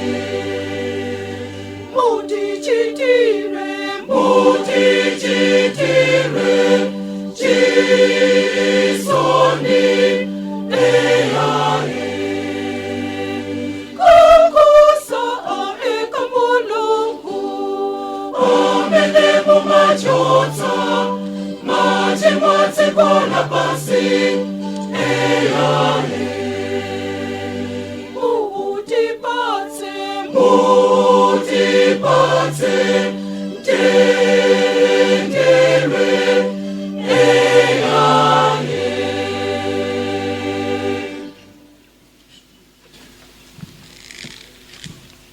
Naka kankosa ka mulungu naye amene amachotsa machimo a dziko lapansi ngodala amene ayitanidwa kupandula kankosa.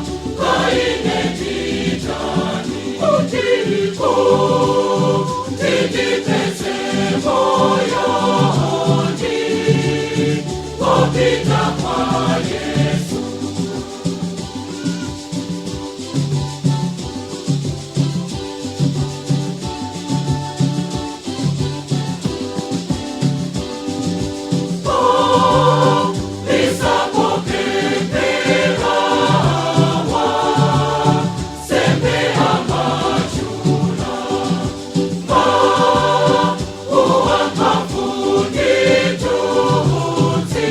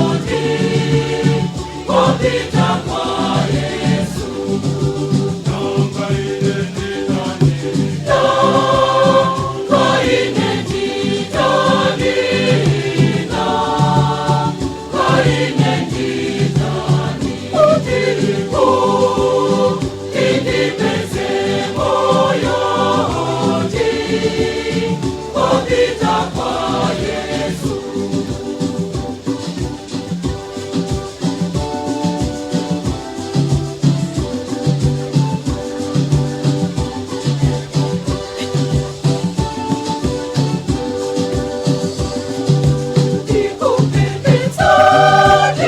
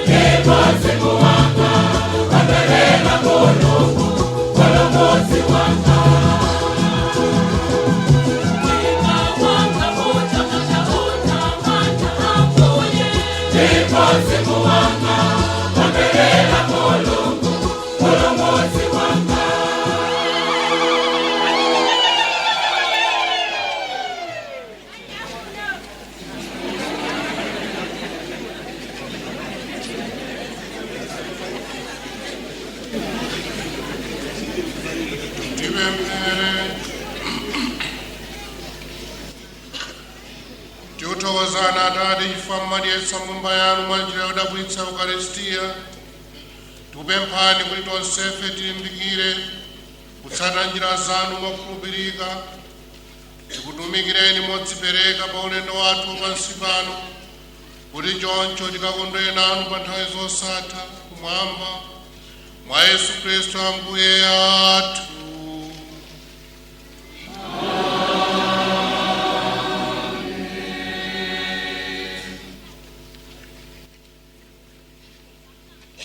Chigawo chino ndi chigawo choti Ambuye Vincent Frederick Mwakhwawa apereke madalitso awo a uepiskopi kwa mbumba ya Mulungu, nde ayenda mozungulira motsogozedwa ndi archiepiscopi George Desmond Tambala komanso Ambuye Ryan.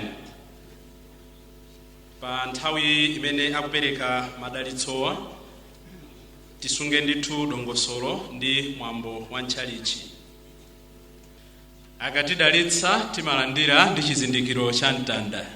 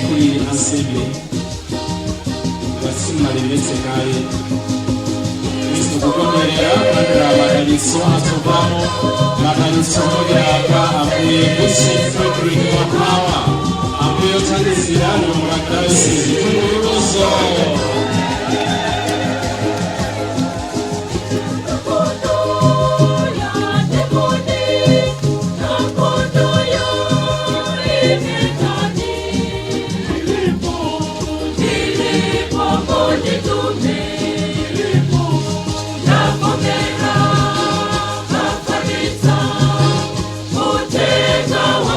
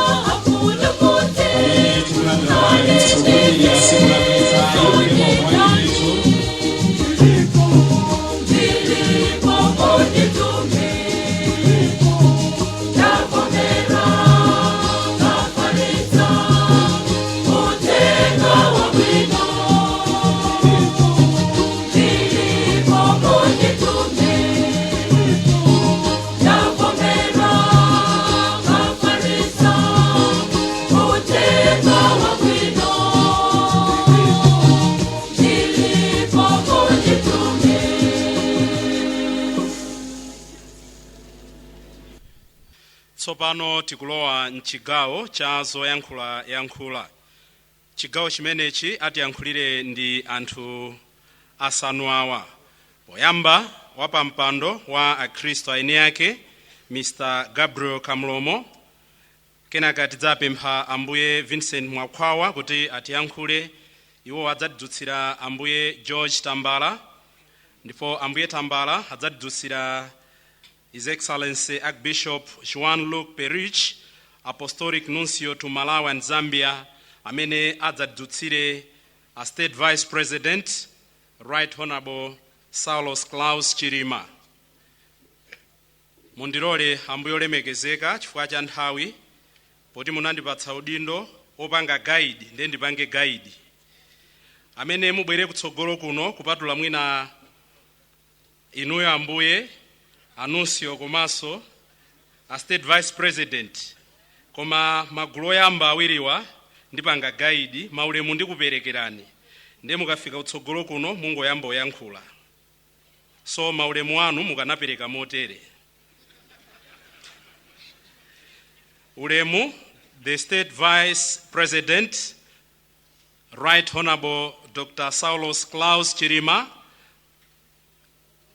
the Apostolic Nuncio to Malawi and Zambia, His Excellency Archbishop Juan Luke Perich, former Vice President, Right Honorable Kumbo Kachari, Speaker of the National Assembly, Honorable Catherine Gotan Hala MP, Judge of the Supreme Court of Appeal, Honorable Justice Charles Nkandawire, the Vice Chairperson of the Episcopal Conference of Malawi, and the Bishop of Mangochi Diocese, Right Reverend Montfort Stima, and all the Catholic bishops of the Episcopal Conference of Malawi here present.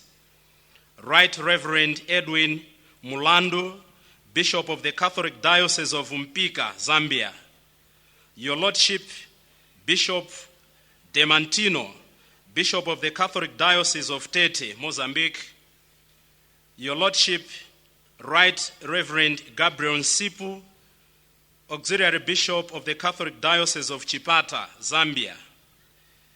The Bishop-elect of the Catholic Archdiocese of Lilongwe, Very Reverend. Yeah, I wanted to make sure that you are late to what I'm saying. Bishop Vincent Mwakhwawa.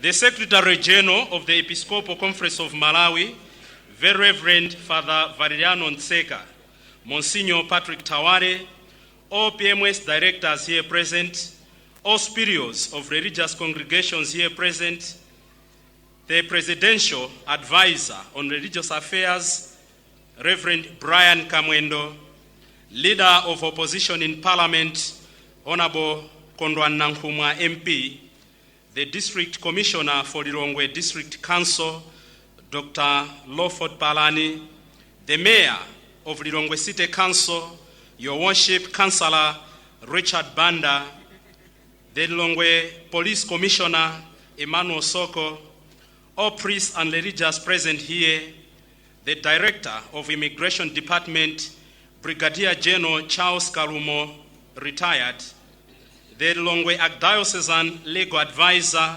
Mrs.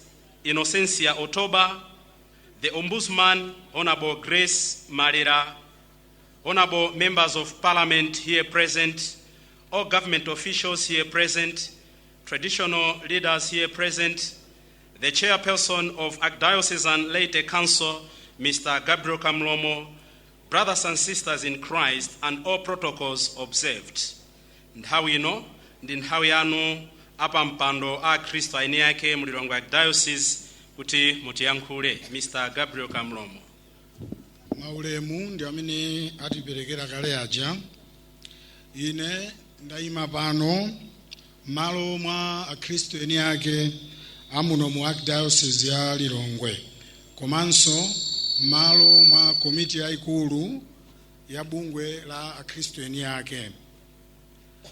Zomwe zachitika lero malo ano ndi umboni wina wa chikondi chachikulu chomwe Mulungu akupitiriza kutionetsa muno mu Archdiocese yathu ya Lilongwe.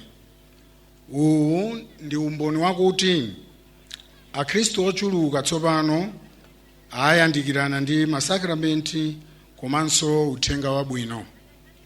Chiwerengero cha akhristu muno mu Archdiocese yathu chikukula kotero kuti tikusowanso atumiki ochuluka. Pano maparishi a mu Archdiocese yathu alipo 49 ndipo posachedwa ndikudziwa afika 50. Kudzozedwa kwa Ambuye Vincent ngati episkopi othandiza muno mu Archdiocese yathu ndi chizindikiro kwa ife kuti pakati pathu pali ntchito yayikulu yofunika kuthandizana.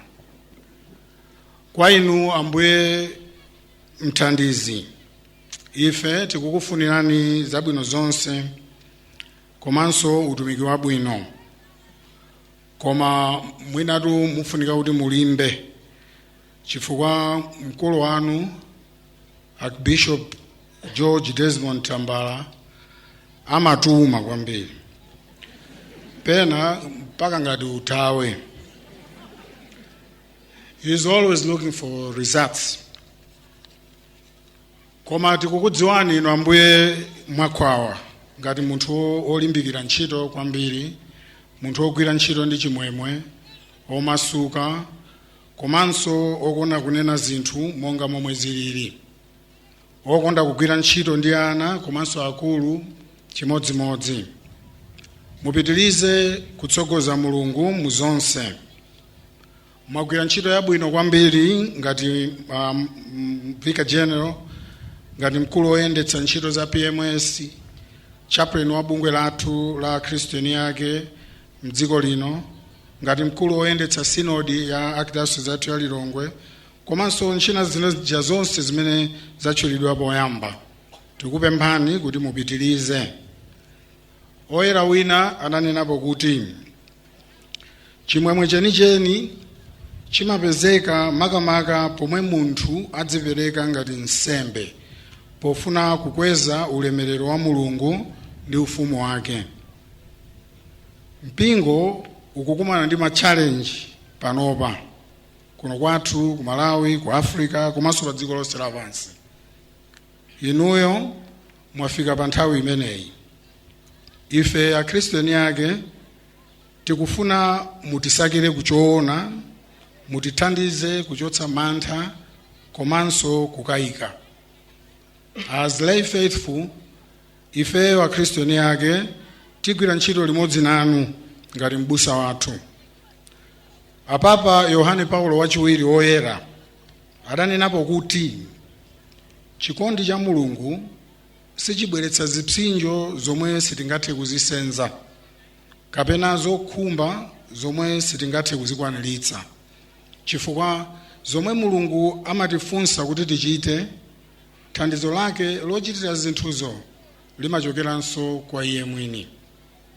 Ife tikupempha kuti ndi chithandizo cha Mulungu Mzimu Woyera komanso uneneri wa Nkhoswe ya Archdiocese yathu Amayi Maria, inu Bishop Vincent mukhale chida chothandiza Ambuye George Desmond Tambala kuti kusira tonsefe ku chipulumutso.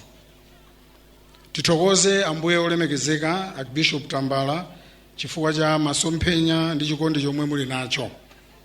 Archdiocese yathu monga ndanena ikukula, ndipo inu mudaonadi moona kukula kwa zosoweka zathu ngati Akhristu pa uzimu ndi thupi, ndipo mudalingalira zopempha Papa kuti mukhale ndi Bishop mthandizi. Tiye tiwaombere m'manja Bishop Tambala. Kwakukulu tithokoze Papa Francisco kudzera mwa Apostolic Nuncio athu Archbishop Jean-Luc Chipalisi amene muli nafe pano, chifukwa apapawo adavomera pempho limeneli.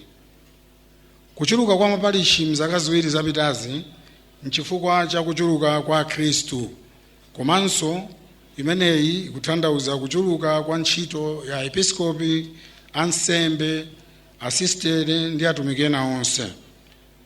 Tikuthokoza Ambuye olemekezeka chifukwa cholimbikitsa nsanamira zija zitatu za mpingo wodzidalira, mpingo wodzitumikira ndi mpingo wodzifalitsa. Tikuona maziko amene mukuyika pa nsanamira zitatu zimenezi.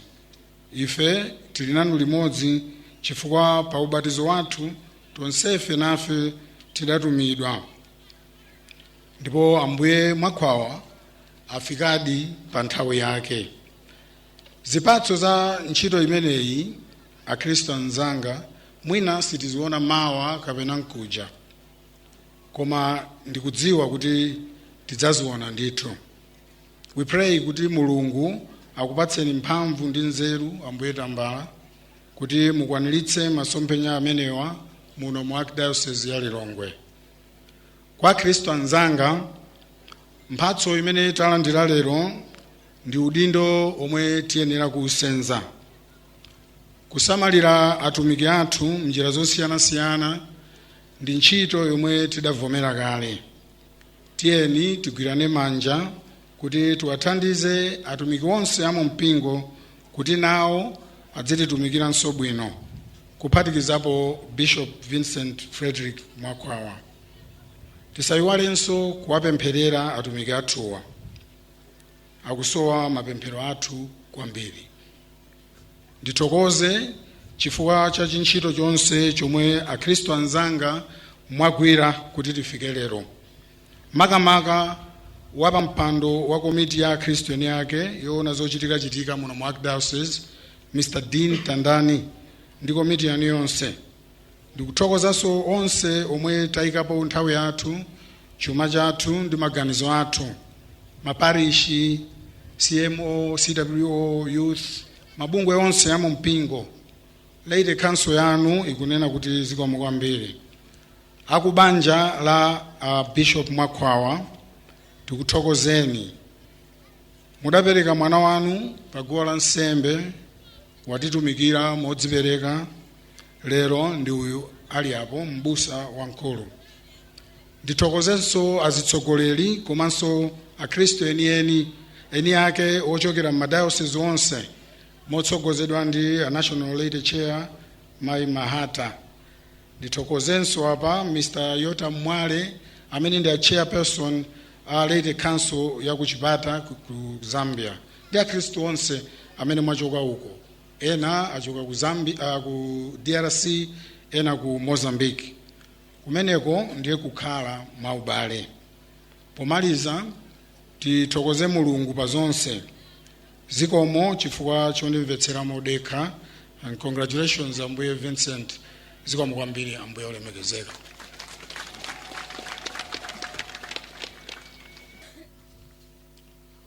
All protocols and titles observed. This truly is the day the Lord has made. I believe and I see we are all glad and rejoicing in it.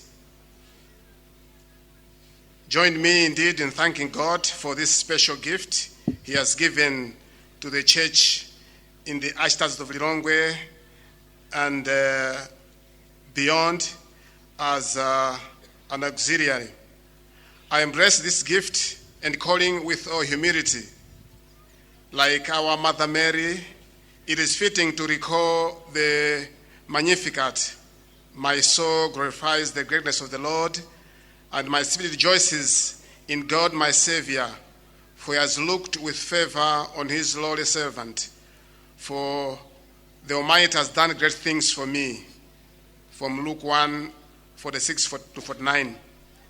The Lord has indeed manifested His great love and mercy, allowing me, a lowly servant from an ordinary and humble family, to ascend to this office. It is in this vein that I give profound gratitude to God for giving me parents, relatives, and friends, and indeed my teachers and formators who have cooperated faithfully with God to nurture me and nurture my vocation and support me in different ways to reach this far. Therefore, I'm grateful to God and indeed to all of you gathered here today. As you can see, we indeed need to thank God. But also, I would like to express gratitude to the Apostolic Nuncio to Malawi and Zambia, Archbishop Gianluca Perici. We are heavily indebted to you for your impeccable service you have devotedly rendered on behalf of the Holy Father to this church in Malawi and Zambia. Thank you for coming and gracing this occasion, but also for your guidance on the day of the announcement. You encouraged me so much when the news came, so thank you so much, Your Excellency. Also convey my sincere gratitude to the Holy Father for entrusting with this challenging mission.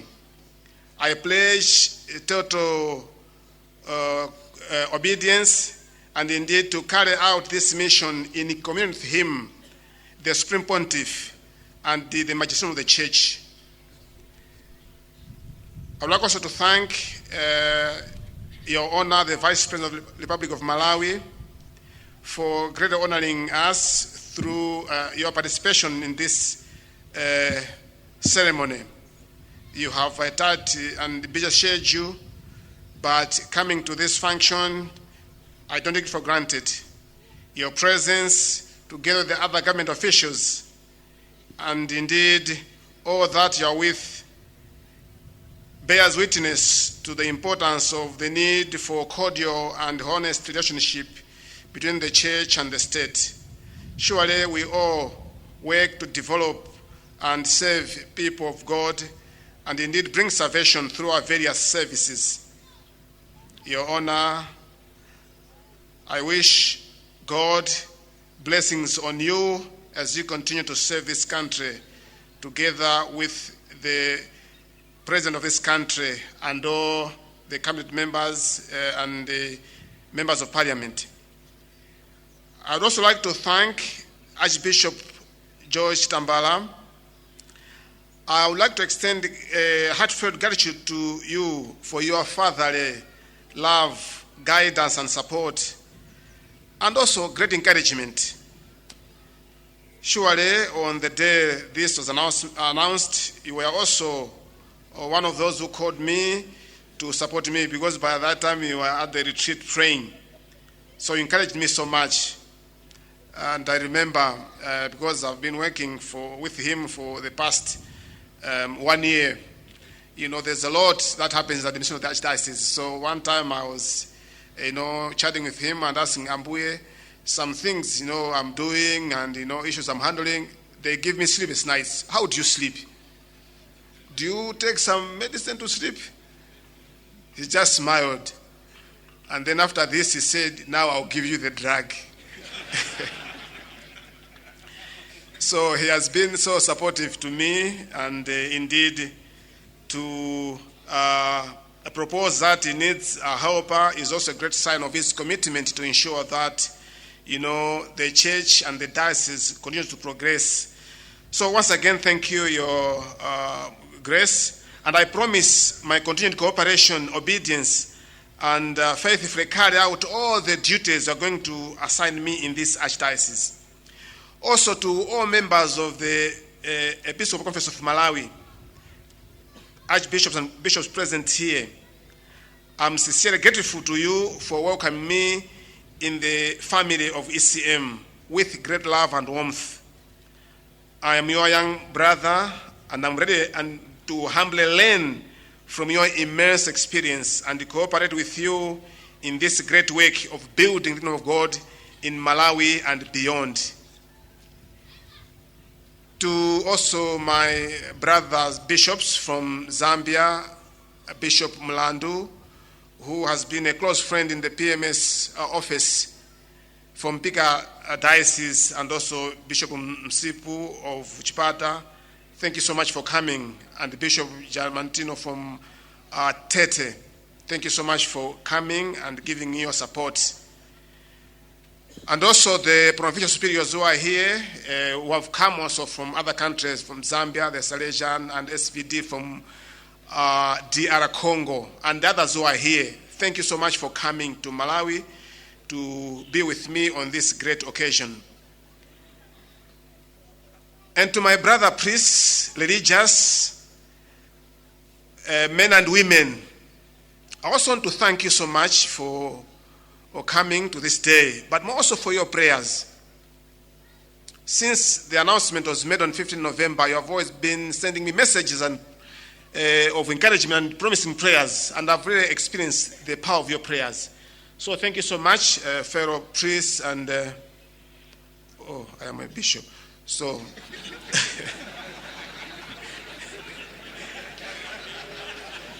my brother, priests and religious men and women, thank you so much for all your prayers and encouragement.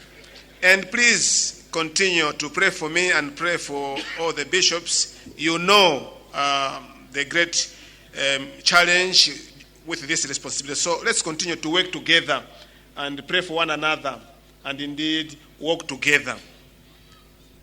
Pasapezeke zotawana tawana yaye. Abamboli kucha muguva.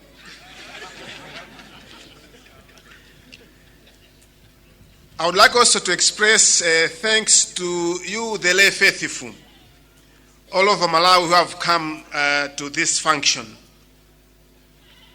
You also have been very supportive.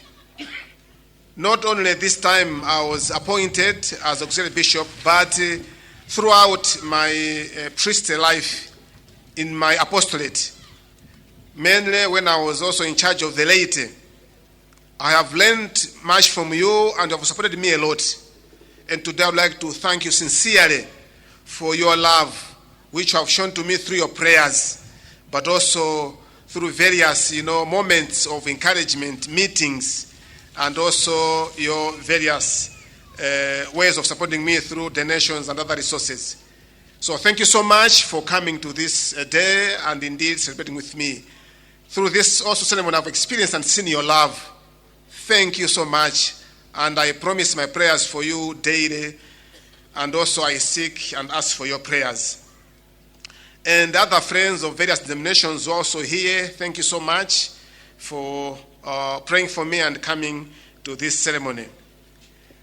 As an archdiocese, let's continue to work together, but also support all the plans that are there.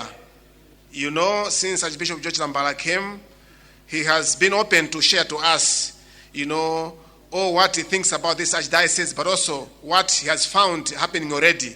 So let's continue to cooperate and indeed work together to build this church in Lilongwe and beyond. We are together as a church. We are a synodal church, Mpingo Difetonse. And special thanks to my close friends in PMS who have been working together for the past 10 years. Those who have come from outside Malawi and those who are in Malawi, thank you so much for your support. You have helped me to grow in my spiritual life, but also in my priestly life to animate people and live with people. So thank you so much for your support and for your presence today. Special thanks to the Ndesa. Ndesa is Association of National Directors of English-Speaking Africa of PMS.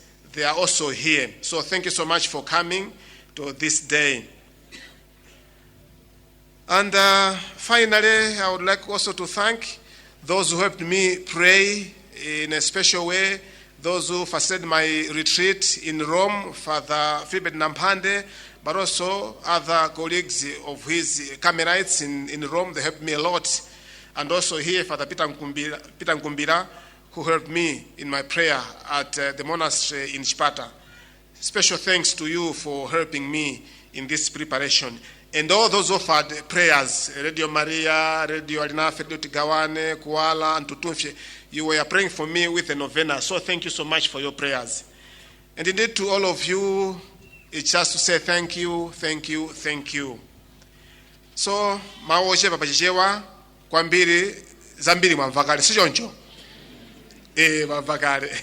Kuthokoza bazimu kwambiri pa zonse, makamaka mapemphero anu ndi chikondi.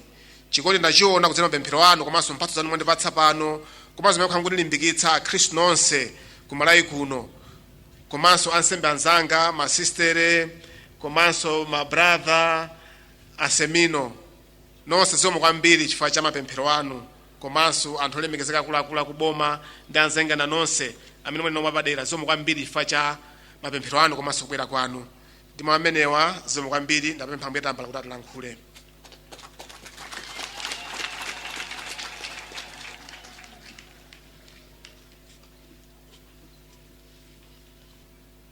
We thank God for all the graces that He gives us. We thank Him for His continuous support, and especially in giving us a shepherd today. Titokoze Mulungu chifukwa cha mphatso zimene amatipatsa. Makamaka lero chifukwa cha mphatso ya mtumiki kapena mbusa wathu amene atipatsa, Ambuye Mwakwawa. Archdiocese yathu ya Lilongwe ndi yayikulu ndithu. Pakali pano potsata manambala tilipo akhristu 1,066,874. Ndi gulu lalikulu kwa basi. Komanso dera limene likupezeka akhristu limene ni lalikulu 24,025 square kilometers. Akati kumeni tinawo 55,841. Maparishi ndizona ndi 49, koma mukudziwa kuti chaka chilichonse anthu akutipempha kuti titsekule maparishi, ndipo tizitsekulabe. Munda wakula, antchito aperewera. Koma tikuthokoza Mulungu chifukwa Mulungu sakutimana atumiki. Ichi ndi chizindikiro chakuti Mulungu amatikonda. Lero pamene adzozedwa Ambuye Mwakwawa, nimafuna kuti choyambirira tithokoze Mulungu amene amatisamala kudzera mwa njira ngati zimenezi.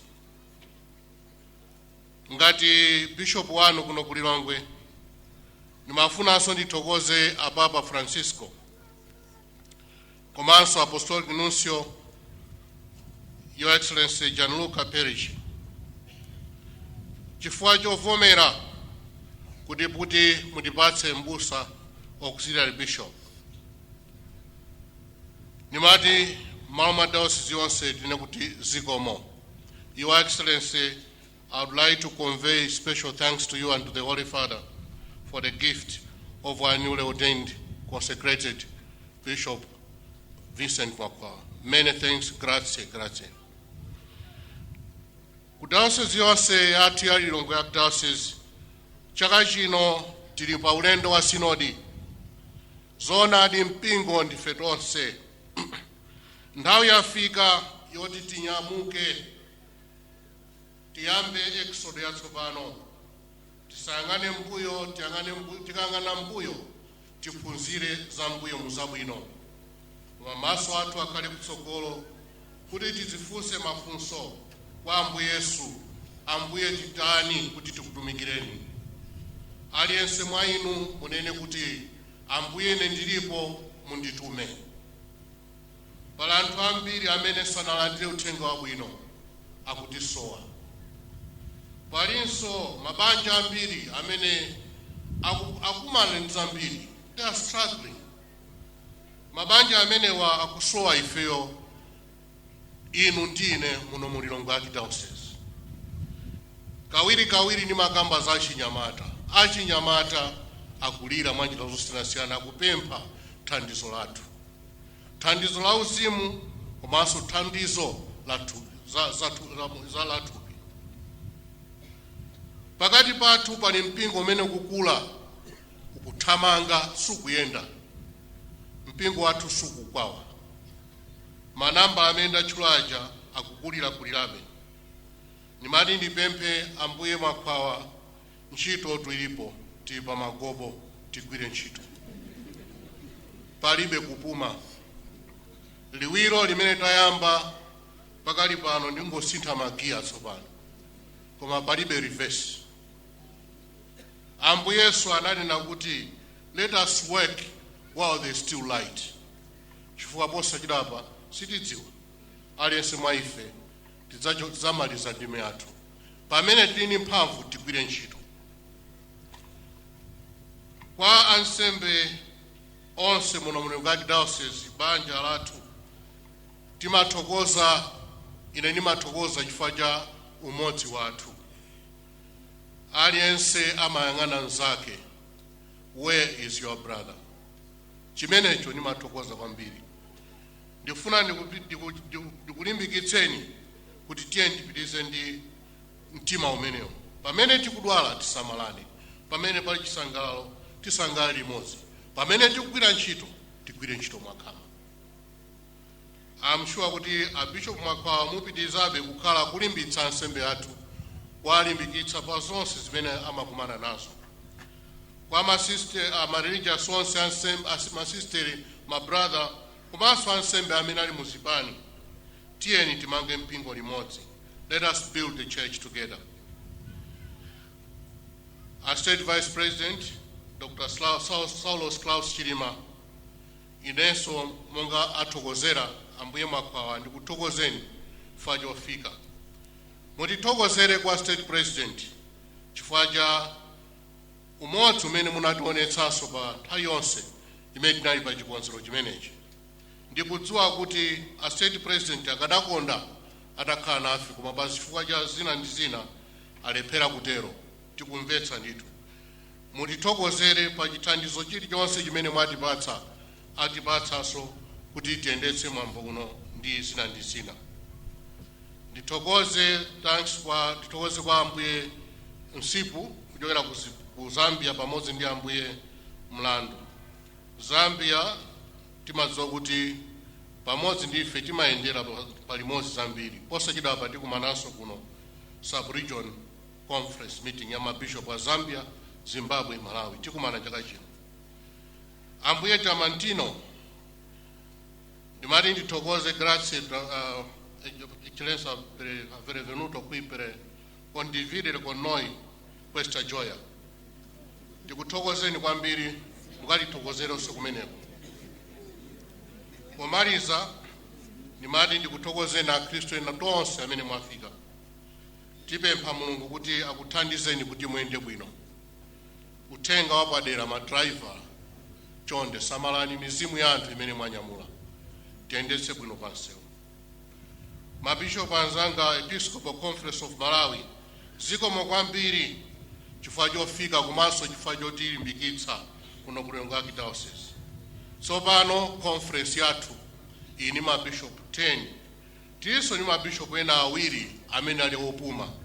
Nditingane kuti conference yathu ndi mabishopu ku Malawi kuno tilipo nditu timu yambiri 12.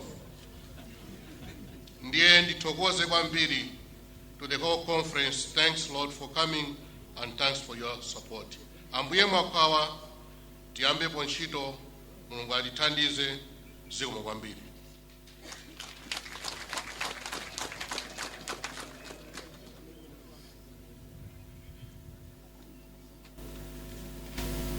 Right Honorable Dr. Saulos Chilima, Vice President, the Republic of Malawi. Your Grace, Most Reverend George Desmond Tambala, Archbishop of Lilongwe.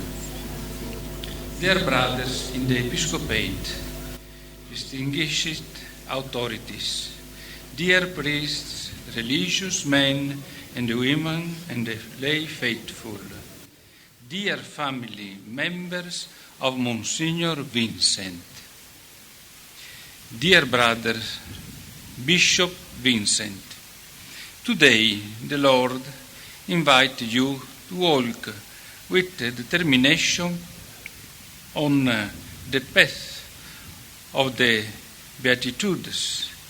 He asks you to follow him on the path of poverty that becomes sharing, on the path of those who cry by becoming close to those who suffer, on the path of meekness that transforms every difficulty into joy, on the path of justice that becomes a commitment for men, in the narrow path of mercy, of purity, peace, and of tenderness, revolutionary gospel values in a world that is polluted by continuous condemnation, double standard, and wars. These 8 words are not a theological treatise, a philosophical or moral abstraction, but are first and foremost the portrait of Jesus, our Lord and Master, and they are given to us by the gospel so that we learn day after day to rewrite them with our lives, conforming ourselves to Him. You first of all are called today to rewrite the Beatitudes in the new service that the Church entrusts to you.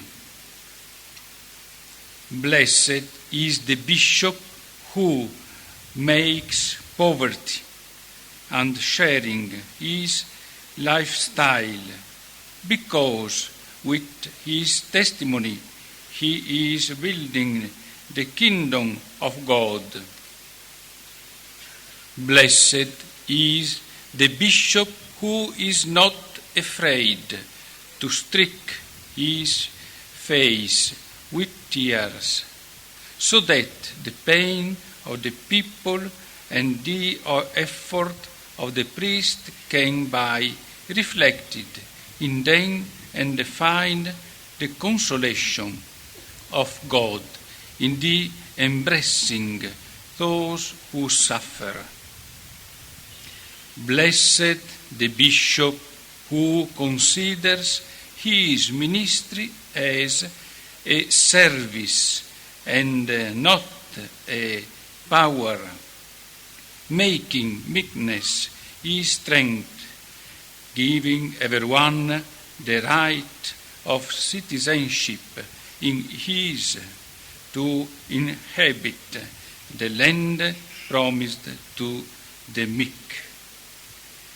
Blessed is the bishop who does not close himself in government buildings, who does not become a bureaucrat who pays more attention to statics than phases, to procedures than to stories, trying to fight alongside the people for the dream of the justice of God, because the Lord, meeting him in the silence of the daily prayer, will be his nourishment. Blessed is the bishop who has a heart for the misery of the world, who is not afraid to dirty his hands with the dirt of the human soul to find the gold of God, who is not scandalized by the sin and the fragility of others, because he is aware of his own misery, because the gaze of the crucified and the risen will be for him a seal of infinite forgiveness. Blessed is the bishop who drives away the doubleness of the heart, who avoids every ambiguous dynamic, who dreams of good even in the midst of evil, because he will be able to rejoice in the face of God, finding his reflection in every puddle of the city of men.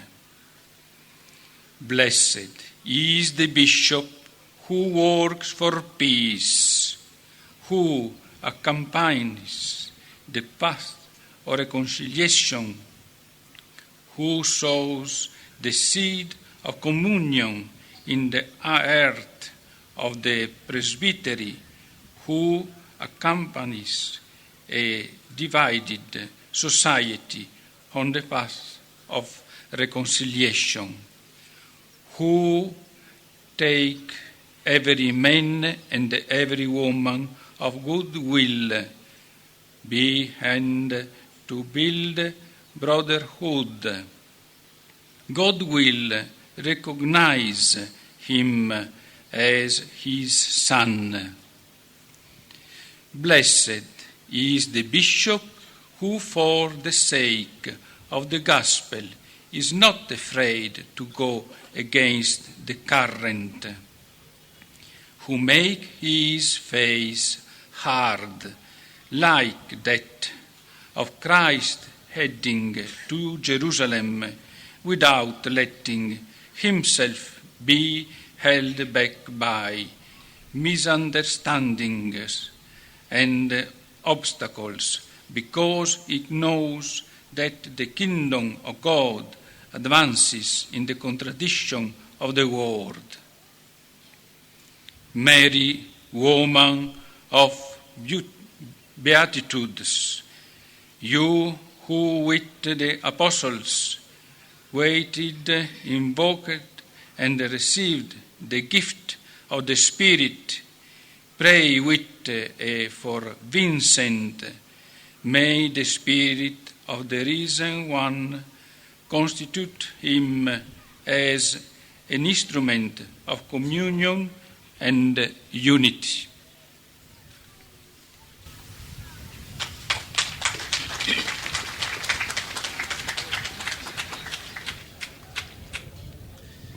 Thank you very kindly, Your Excellency, for your word of encouragement to all of us, and in particular to Bishop Vincent Mwakwawa. Mwachidule amayi ndi abambo akazembe apapa ku Malawi ndi Zambia kunena kuti powalangiza Ambuye Mwakwawa ayende nawo anthu osauka amene akusowa chikondi cha Mulungu pakuwaonetsa nkhope ya Yesu Khristu motsogozedwa ndi ngodya za mthenga wabwino. Atsindikanso kuti uepiskopi ndi nkhope ya Ambuye Yesu pasi pano tsiku ndi tsiku. Choncho Ambuye Mwakwawa akuwakumbutsa kuti ayitanidwa kutsanzira mthenga wabwino monga Yesu Khristu adawulalikira pa chidikha paja, pa phiri paja. Choncho nawonso alalike mthenga omwewo, ndipo mu uthenga umenewo apezamo kudala. Nde awakumbutsa kuti ngodala bishopu amene amalalika osaopa, ngodala bishopu amene amatonthoza. Ubishopu si ubwana ndi utumiki, osadzikweza pophatana ndi anthu andale. Awakumbutsanso kuti awaonetse anthu nkhope ya Mulungu weniweni amene ndi mwini zinthu zonse. Choncho adzetse mbewu ya umodzi komanso mtendere, ndipo kumapeto kwa zonse Mulungu adzawatcha kuti ndi mwana wake. Zikomo kwambiri chifukwa cha mawu achilimbikitso.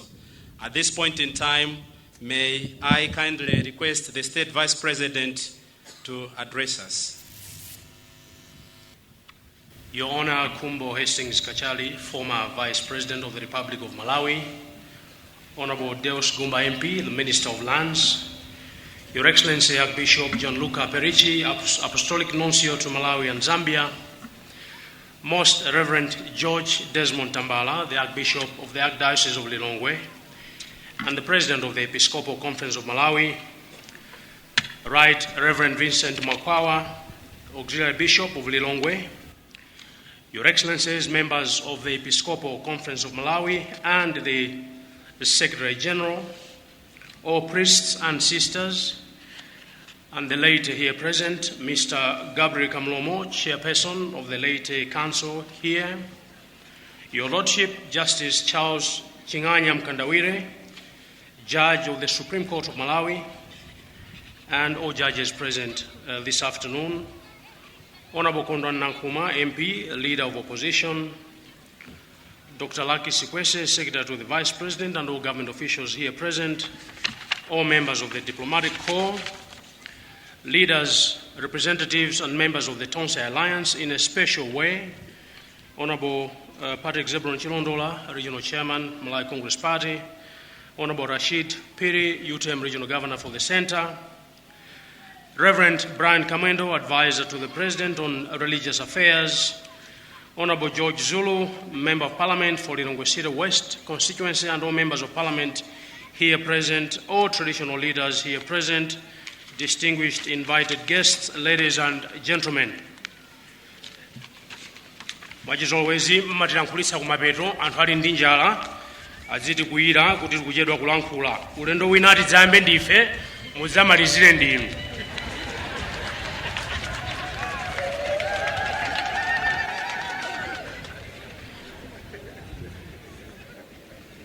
In the Gospel according to Matthew, in chapter 18, verse 20, it is written, "For where 2 or 3 are gathered in my name, there I am in the midst of them." And so here we are gathered today in this church, and there is surely more than 3 of us in His name. It is very certain that the good Lord is in our midst. Allow me to start by conveying a message of goodwill from His Excellency Dr. Lazarus McCarthy Chakwera, the President of this Republic, and the entire government to the newly consecrated Auxiliary Bishop of the Archdiocese of Lilongwe, Right Reverend Bishop Vincent Frederick Mwakwawa. His Excellency, the President would have loved to be here with us today and join in this celebration, but he had to travel on official state duty to the DRC. He conveys his message of goodwill and congratulations to you, our new bishop, on your consecration today as Auxiliary Bishop of this Archdiocese. It is a great service to God that today you have joined the long line of distinguished men and women of God who, throughout human history, have answered God's call to save mankind with humility, selflessness, and kindness. As you embark on your new role as Auxiliary Bishop of this Archdiocese, we are aware of the challenges that lie ahead, but it has always been our belief that those who trust in the Lord succeed in whatever they do. I urge you to use the wisdom from Mother Teresa that when serving people, it is important to see Jesus in every human being. She said, and I quote, "I see Jesus in every human being. I say to myself, this is a hungry Jesus, I must feed him. This is a sick Jesus, I must heal him. This one has leprosy, I must wash and tend to him. I serve because I love Jesus." End of quote. I have no doubt that today, the 20th of January 2024, God is once again promising you, Right Reverend Bishop Makwawa, his constant presence and support. Timafuna tidabweponso kuti munthu obadwa pa 20 akudzozedwanso ubishopu pa 20 nkhani imeneyo tizakamba tsiku lina. God started this journey with you and anointed you well before you were born on the 20th of November 1975 in Salima, before you settled in Kota Kota. At that point it was your parents, not quite you.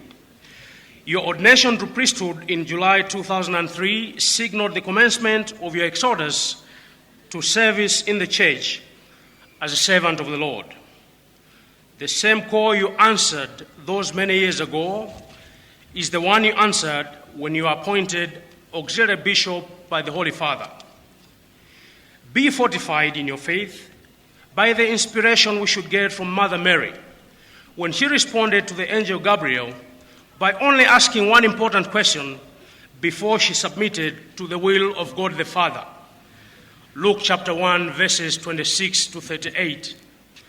Father Samson Kunkumbira akamalalika amatiuza kuti tikamafuna kukuza chikhulupiriro tidzifunsa mafunso othandiza osati mafunso osathandiza. Zimene tanene pano ananena ndi Father Kunkumbira. Akuti pofunsa mafunso tidzifunsa mafunso othandiza. Funso losathandiza anapereka zitsanzo ziwiri. Kuti funso lofunsa kuti tambala amene ankalira Ambuye Yesu, Simoni Petro atakana Ambuye Yesu anali wandani ndi funso kapenanso funso lofunsa kuti kodi mtengo mtanda umene anakhomerera Ambuye Yesu anasemera mtengo wa mtundu wanji, funso losathandiza. Koma amayi Maria ananguti kodi zimene zingatheke bwanji kuti ine sindidziwa mamuna atauza zindichitikire monga mwaneneramo. The same God who has started this journey with you, or the one who started this journey with you back in the days, continues with you today, and rest assured the good Lord will be with you to the finishing line, assuming there will be a finishing line at some point. The scripture in the book of Deuteronomy in chapter 31 verse 6 should always guide you as you embark on this mission to serve the Lord in your new capacity.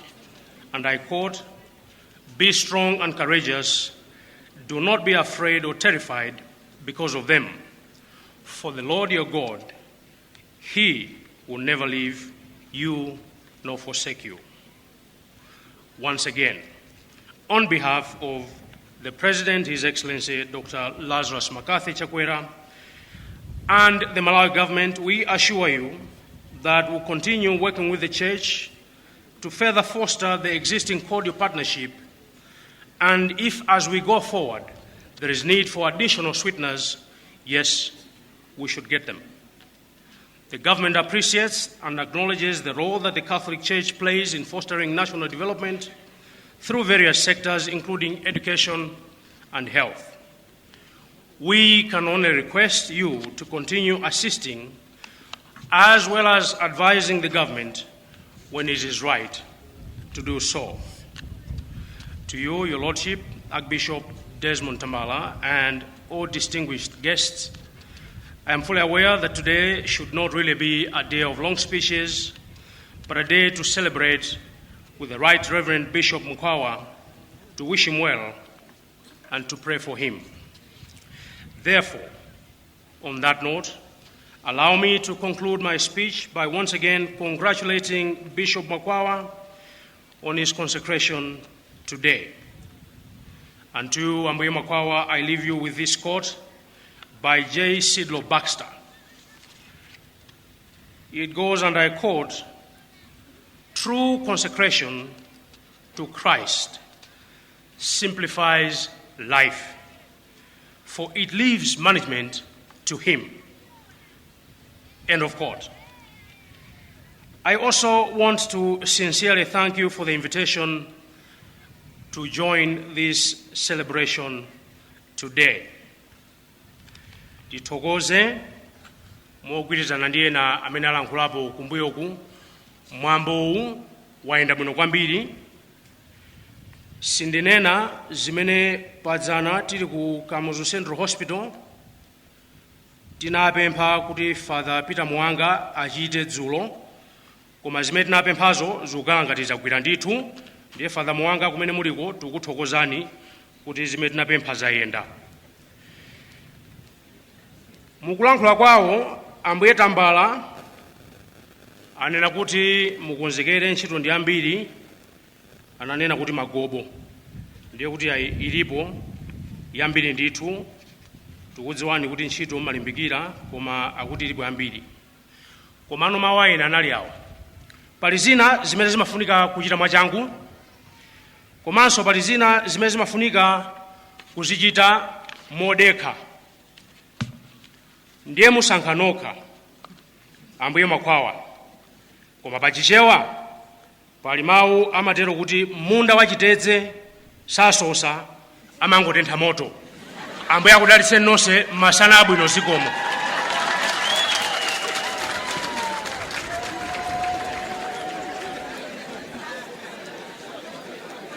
Thank you very kindly, Your Honor. The State Vice President, Right Honorable Saulos Klaus Chirima. I trust concisely that the people were waiting for that hour of your trademark. Mwambi wa tsiku la lero. Abale ndi alongo, pa nthawi ino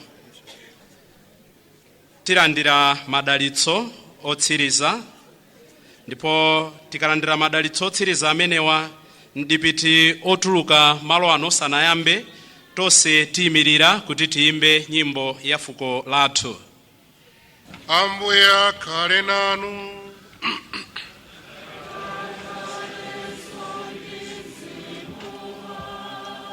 Dzina la Ambuye litamandike.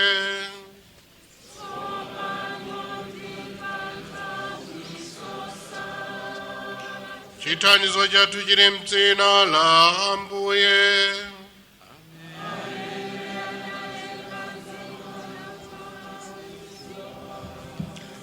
Akudalitseni Mulungu wamphamvu zonse, Atate ndi Mwana ndi Mzimu Woyera.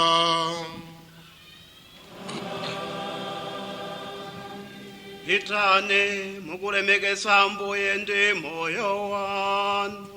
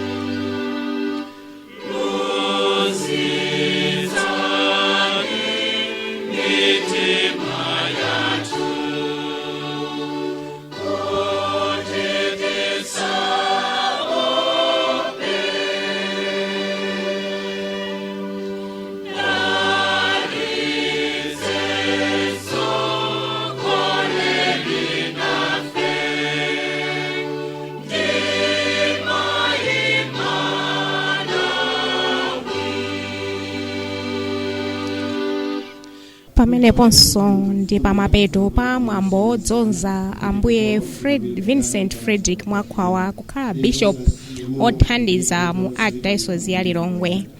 Amene anatsogolera mwambo wa nsembe imeneyi anali Archbishop Desmond Tambala mothandizana ndi Ambuye John Ryan kuchokera ku Mzuzu Diocese komanso Ambuye Peter Chifukwa Adedza Diocese.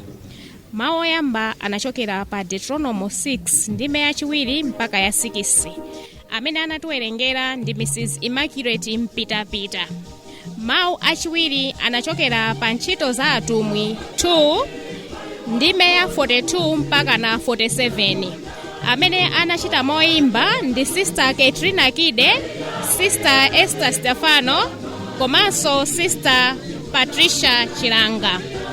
Mthenga wabwino unachokera pa Yohane 15 ndime ya 1 mpaka 17. Amene anatiwerengera ndi a Deacon Blessings Siria. Amene anatilalikira ndi a Bishop othandiza akuchipata a Gabriel Nsipo. Kwaya yomwe ikumveka pasipasi ndi kwaya ya Our Lady of Africa Maula Dinare. Kwaya master amene akutsogolera kwaya iyi ndi a Clement Nkosi komanso a Rafael Jeremia. Keyboard pali Lazarus Dzinjiriza, Onesimo Gordon. Ng'oma kuli Chifundo Kanzingeni, Salatieli Mbawala, Joseph Chanchere, Patrick Chikosa. Komanso kuzisekese kuli Alice Kandaya, Fales Mvera, Edith Uzen Piri. Alinafeti pamakina panali Andrea Zalimba komanso Lester Muhone. Commentary panali Caroline Majika, Samu Kalimba, Alex Nasoni. Mkonzi Peter Shimimba komanso mtolankhani wathu Mese Rwanja. Othandizira panali Matthews Banda, Abeki Ntambalika, Monica Chinyamalipia ndi wa kamera Eric Norman Nkwawira. Kuchokera kwa ine Chikondi Hwayo Zikomo.